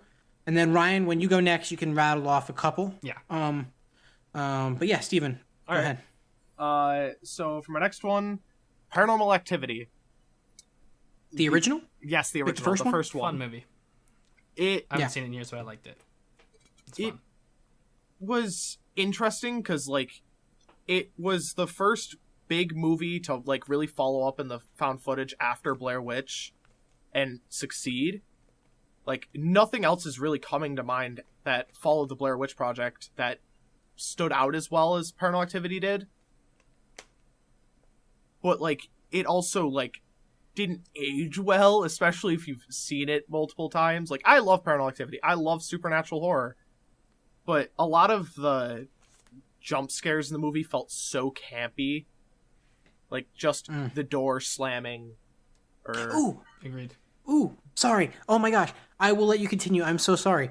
That's another thing I didn't like about Scream. It did the fake jump scare way too much. And I think that was like a thing they wanted to. It was like they were commenting on that, but like still too much. It became what you were commenting on. So sorry. I'm so you're good, sorry you're good. to interrupt you. I just had that remembered. I'm sorry. Continue. That's No, okay. no, you're fine. You're fine. But, like, definitely one of my favorite points of the movie was that first time she got dragged out of the room and he just jumps out of bed and just sprints after her. Like, it just feels like something I would do in that situation. It made me feel tense, even though it was, like, so obviously going to happen. But, like, there isn't really much else to say on the movie. It came out back in, 2007? Shout out to the original ending of the movie, the goated Oh, ending. yeah. Way better Yeah, than the fucking- theatrical you know and who the can- alternate ending. You know who convinced the filmmakers to change that ending, by the way? Money? No, Steven fucking Spielberg. Oh, for real? Yeah, money. To make sequels. Yeah, but like it's so it blows my mind. I mean, How? that original ending is so good. Yeah. Anyway, I'm not gonna. I don't know. I guess we're not spoiling, but if you, I'm planning on watching it next year. Okay, yeah. Yeah. Well, after you see the movie, look up the original ending. It's so much more eerie. Gotcha. I was on a weird Paranormal Activity kick in like senior year of high school. Me too. And so I actually really like this movie. I haven't seen it since then, maybe, but like, you know, I'm not saying it's like amazing It's unique, or though. masterful, but Yeah, I no, do really it's- like it. Yeah. I still very much enjoy it. Similar to and, Blair like, Witch in its uniqueness. A lot of the sequels definitely were a bit shaky. Specifically, the third one I didn't really like all that much. Trying to think honestly. They I all don't remember kind any. of They all blend together for after the me. first one. Sorry, they're working on a seventh one trash. apparently. They're all Let's go. trash after the first one. Yeah, I don't like pretty much any of the sequels. Okay. Zach. Zach. So yeah, actually, since you brought it up, I will talk about the Blair Witch Project. Hey. Very briefly. Had never seen it before. And it was one that like you have to see, basically. Like, you know, it's such a people struggle online calling this a classic or not. Fuck that. This is a classic, I think. Like, Oh, definitely. yeah. Don't spoil it But- because I haven't seen it. I won't spoil anything at all, and I'm not even gonna talk about it very long. This is another one like Paranormal Activity where I respect it, and it's just like so unique. I think that it does found footage really well. I just like I don't absolutely love it. Like it's not like one that I would probably ever watch again, honestly. But I do really respect it, and I think that the fact that the ending is sort of up for interpretation, I think that there's a lot of different ways you can take this movie in interpreting it, and I appreciate that. And yeah, I think like my biggest issue with it is that I just found the characters to be kind of annoying. And it just comes down to the fact that a lot of it was improv, and so they just repeat things a lot, and that got a little bit draining. But yeah, I see why this was so effective when it came out, and people were like blown away. And I just They were respect the blown hell away out because of of the the marketing, filmmakers. mostly. Yeah, Yeah, the And marketing yeah, it was a very yeah. unique. It was very unique. It was one of a kind. yeah. This is a lightning in the bottle kind of thing. Yeah. And like, It's not going to be replicated. The closest it came It to being can't. replicated was Paranormal Activity. yeah, definitely. And I don't know. I had a good time watching it. It's definitely not one of my favorites, though. You know. Yeah. Does anybody have anything to add about Blair Witch? No. Cool. Cool. All right, I'm gonna rattle off a bunch. And I won't take too long on any of them. So I watched 2 episodes of TV. One, I watched my favorite episode of The Twilight Zone, which is Nightmare at 20,000 Feet. I meant to A watch movie, it, but I did a not. short film that does a really good job at like utilizing paranoia, and almost like a sense of sanity. It's directed by Richard Donner, and it is starring William Shatner. It is really kind of goofy, and the quote-unquote monster is very goofy looking, but I think it does a really good job in instilling fear because of the context of it all, and the kind of idea that when a fear I think that we all have is like seeing something and no one else seeing that thing, even something as bizarre and weird as the situation that is in this movie. I think this movie does a really good job, and I really enjoy that, and I think it does that kind of little bit of fear very well, even though the monster isn't scary, but it almost makes it more scary. So if you haven't seen it, look it up. It's on YouTube. It's well worth watching. I really enjoy it. Moving on past that, another TV show episode I watched SpongeBob Season 2, Episode 16, The Graveyard Shift. It is Oh, yes. It legitimately holds up a classic episode. It is funny to adults. That episode is I fantastic. very much liked it. I haven't seen it since I was a kid. Very much like the episode. If you're looking for something fun to watch on Halloween really quickly, recommend checking that out. Then who's give your flickering nostalgia, the lights? refeed your nostalgia. It's a fun one. The walls will ooze green slime. Slime. I watched a movie that I would compare also with 1408 is something I watched, or not 1408. 1408 is a movie I watched. Compared to The Mist is a movie I really liked when I was a kid that I haven't seen. Because my dad, it's another Stephen King. My dad's a huge Stephen King fan, so I naturally was a very big Stephen King fan. 1408 is a movie I really liked when I was a kid. It's a fun horror movie. I recommend it to people. I actually was afraid it wasn't going to hold up. I think it holds up. It's not like the deepest or best movie ever, but like John Cusack actually kills it. He's so good in the movie. It's just like really fun horror. It's almost like a nice little twist on the haunted house movie, but like it all takes place in one hotel room, and building up the hotel room until it happens does a great job of making the character make the decision actively against all things trying to prevent him from making the decision to make the decisions he does. That makes it like feel very regretful. You can literally watch the movie on YouTube. So if you just, I'm not kidding, I watched it on YouTube. Alan watched it also, and he texted me he was watching it, and I looked it up, and then I saw it was on YouTube. I was just like, all right, I just watched it. I wasn't even planning to. I recommend it. I do. It's a fun horror movie. It's not like the best thing you'll ever watch, but don't have super high expectations. But it's a really fun movie. Beyond that, I watched for the first time ever, which I actually cannot believe I'm saying this, Silence of the Lambs, which I had seen multiple scenes of, and I've written like short essays and stuff on scenes from the movie, but I've never actually seen the movie in full. I didn't love it as much as I thought I would. It's good. I don't think it's a masterpiece like a lot of people say. The interview scenes between, I can't even remember Jodie Foster's character's name, and Hannibal Lecter. Clarice Starling. Yes, and Hannibal Lecter. Yeah, Clarice. And Hannibal Lecter, played by Anthony Hopkins, are just absolutely incredibly well-directed and well-acted scenes. Just so well done with the camera work, and the direction of each scene is so good. I think the movie gets a little superhero-y with superhero villainy when Hannibal escapes, and it just feels so disconnected from the rest of the plot. I cannot understand why that's even in the movie. Although I know when you it's the described first him as the Joker, I thought that was the funniest fucking thing. Yeah, it's. 'Cause I'd never thought of it that way. I was really weirded out by that scene. I was like, what happened? What happened to this movie? What am I watching? I'm not saying The Escape is bad necessarily. It just felt so disconnected. I felt like I was watching a Lord of the Rings movie switched to a Joker movie. It was or not Lord of the Rings. Oh my god, I'm tired. Law and Order movie. Lord of the Rings. Law and Order episode switched to a Joker movie. Yeah, it was a little weird, and also the movie's kind of transphobic, using non-gender conformity as a form of fear is horrible, and people still use like Buffalo Bill as a fear of the trans community. So not great, not a good look. That's all I have to say about that. I guess I'll go into one more. I think this is one a couple of us watched, so maybe actually no, I'll skip that in case we all watched it, and I'll skip to one last one. I'll just talk about I watched Ex Machina, which is a movie I wanted to watch last year, but I didn't, and I decided to watch it this year. It's just I adore this movie. I highly recommend you guys check it out. It's actually not a horror movie, but it has like sort of horror-esque elements. It's not, but it is. I so recommend it. Like, I've been if you really guys wanting haven't to seen watch it. Please check it out. It is so good. And if you haven't seen it, if you've seen that and you like it, then watch Annihilation, which is more horror. I feel like, even though it's not. I love By the Annihilation same director. so much. I watched same director. Annihilation. I love Okay, cool. Annihilation. Same director. Okay. Did Ex Machina. I'm not gonna say too much about it since you guys haven't seen it, but you guys should text me after you see it. It's Will do. It's very Hitchcockian suspense.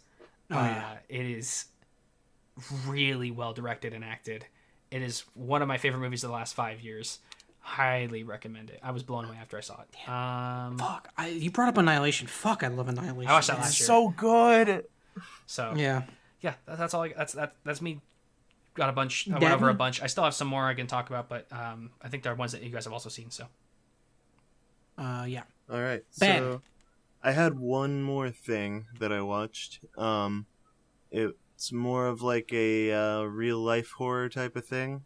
I watched the Netflix documentary about Aaron Hernandez, former tight end for the New England Patriots, who murdered several people while playing for the New England Patriots, which is really something.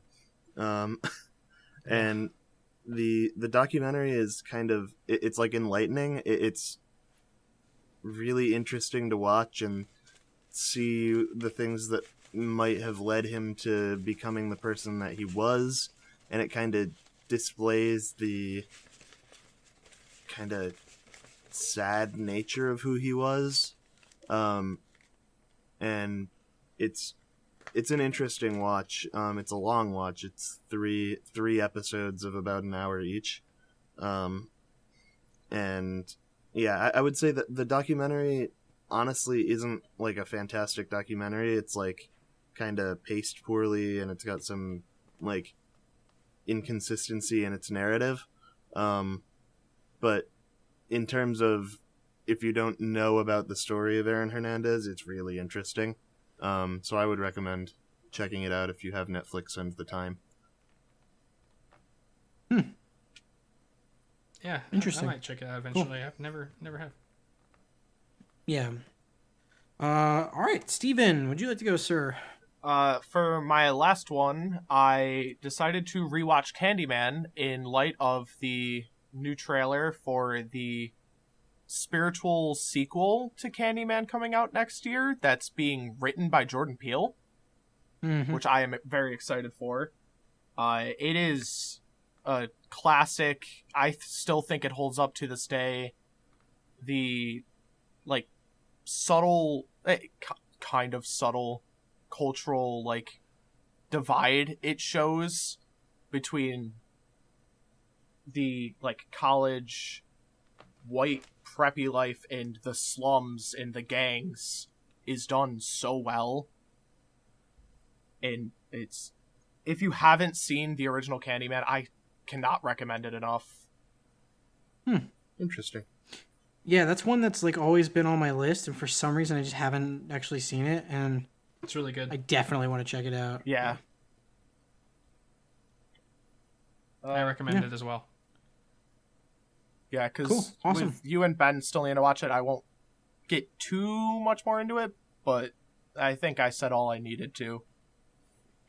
Bugs. Bugs. Yes, bugs. Cool. All right, I will go. I'm gonna do a couple here. I watched Trick or Treat. Trick or Treat, made by Michael Dougherty. It was recommended to me by a lot of people. Like I see it mentioned online as like a Halloween favorite of people's. I don't really get it. It's visually really good looking, and I appreciate that. There's some subverted expectations that I liked. Like there's a scene in particular, I'm not gonna spoil anything, but a scene in particular involving a bunch of women in the woods that I really appreciated. Thought that it played with tropes really well and turned them on their head. Other than that, I found all of the other stories and the way they intertwined kind of boring. I don't know. This didn't work for me like it does for other people. And the comedy, because it's a comedy horror movie, the comedy is just not funny. I mean, I honestly was not written very well in my opinion. I don't know. But yeah, Trick or Treat wasn't really for me. Has anyone else seen Trick or Treat? I have, and all I will say is Sam is adorable. Sam is adorable, yeah, and Sam is the character design behind Sam is really cool and would make it interesting. Like Michael Dougherty kind of wanted to make him like the mascot of Halloween, and I could see it. He's so cute. Yeah. Cool. So I have two more. I think someone else saw this one, but I'm going to talk about another one. The Nightmare Before Christmas. I'm not going to harp on it very long. I'd seen this movie a bunch in the past, and I feel like I watched it for the first time this time that I watched it because I really didn't like it that much.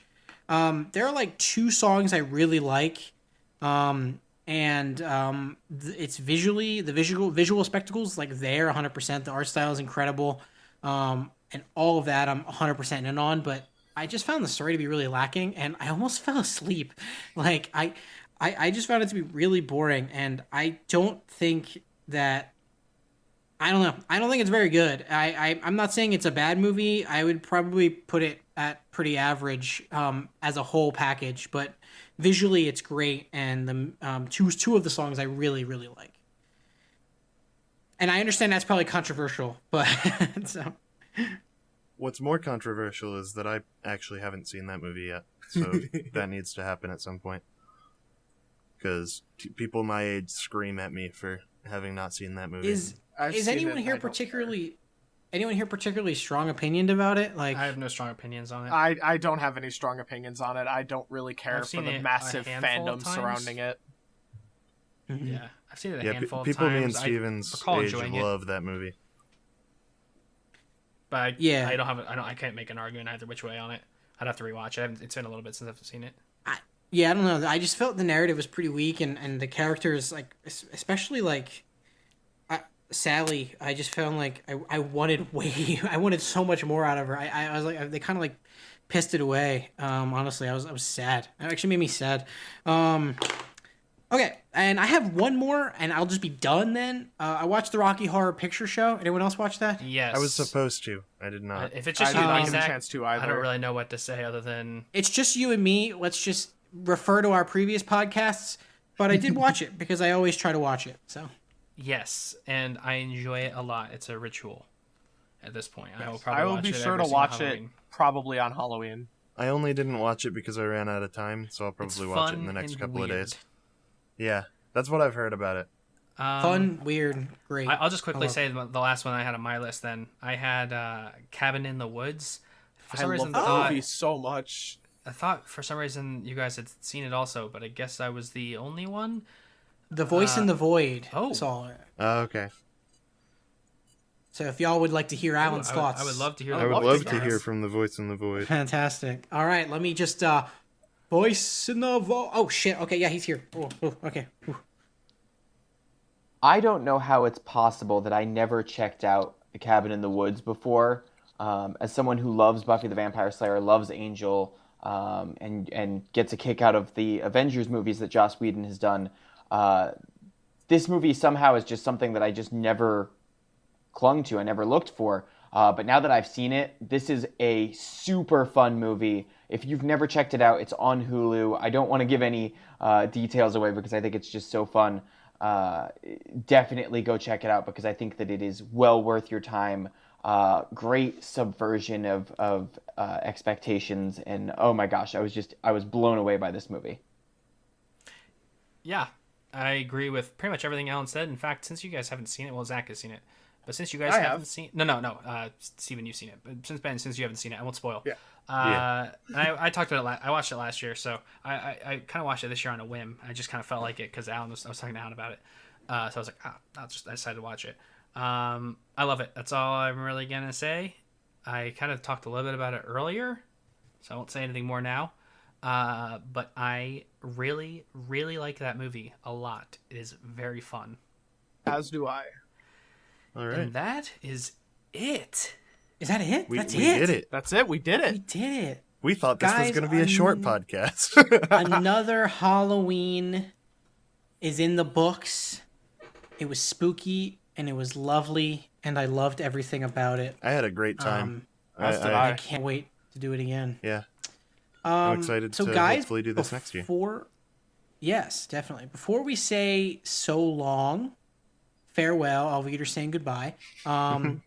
Before we say those things, I'd like to kick it to you guys.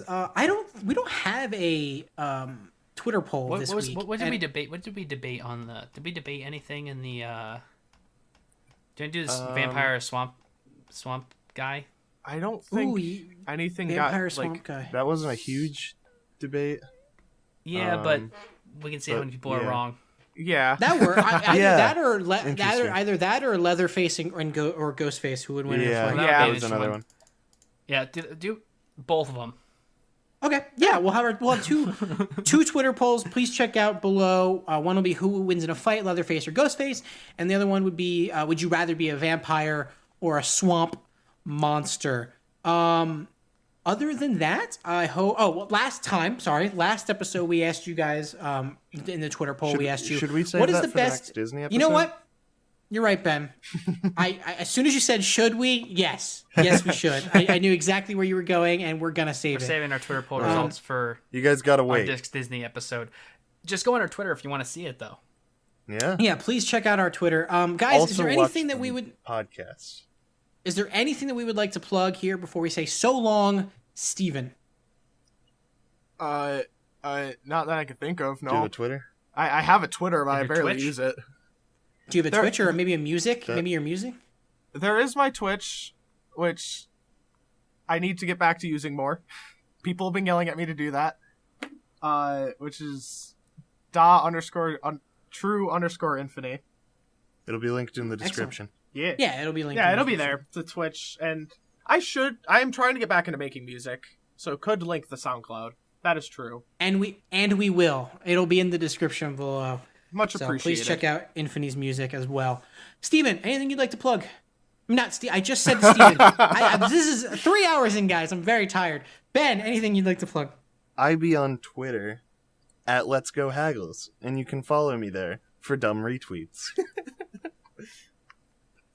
Excellent. Ryan, anything you'd like to plug, sir? Just follow me on Twitter at Ryan_Havens. But more importantly than that, November 3rd, guys, please go out to vote.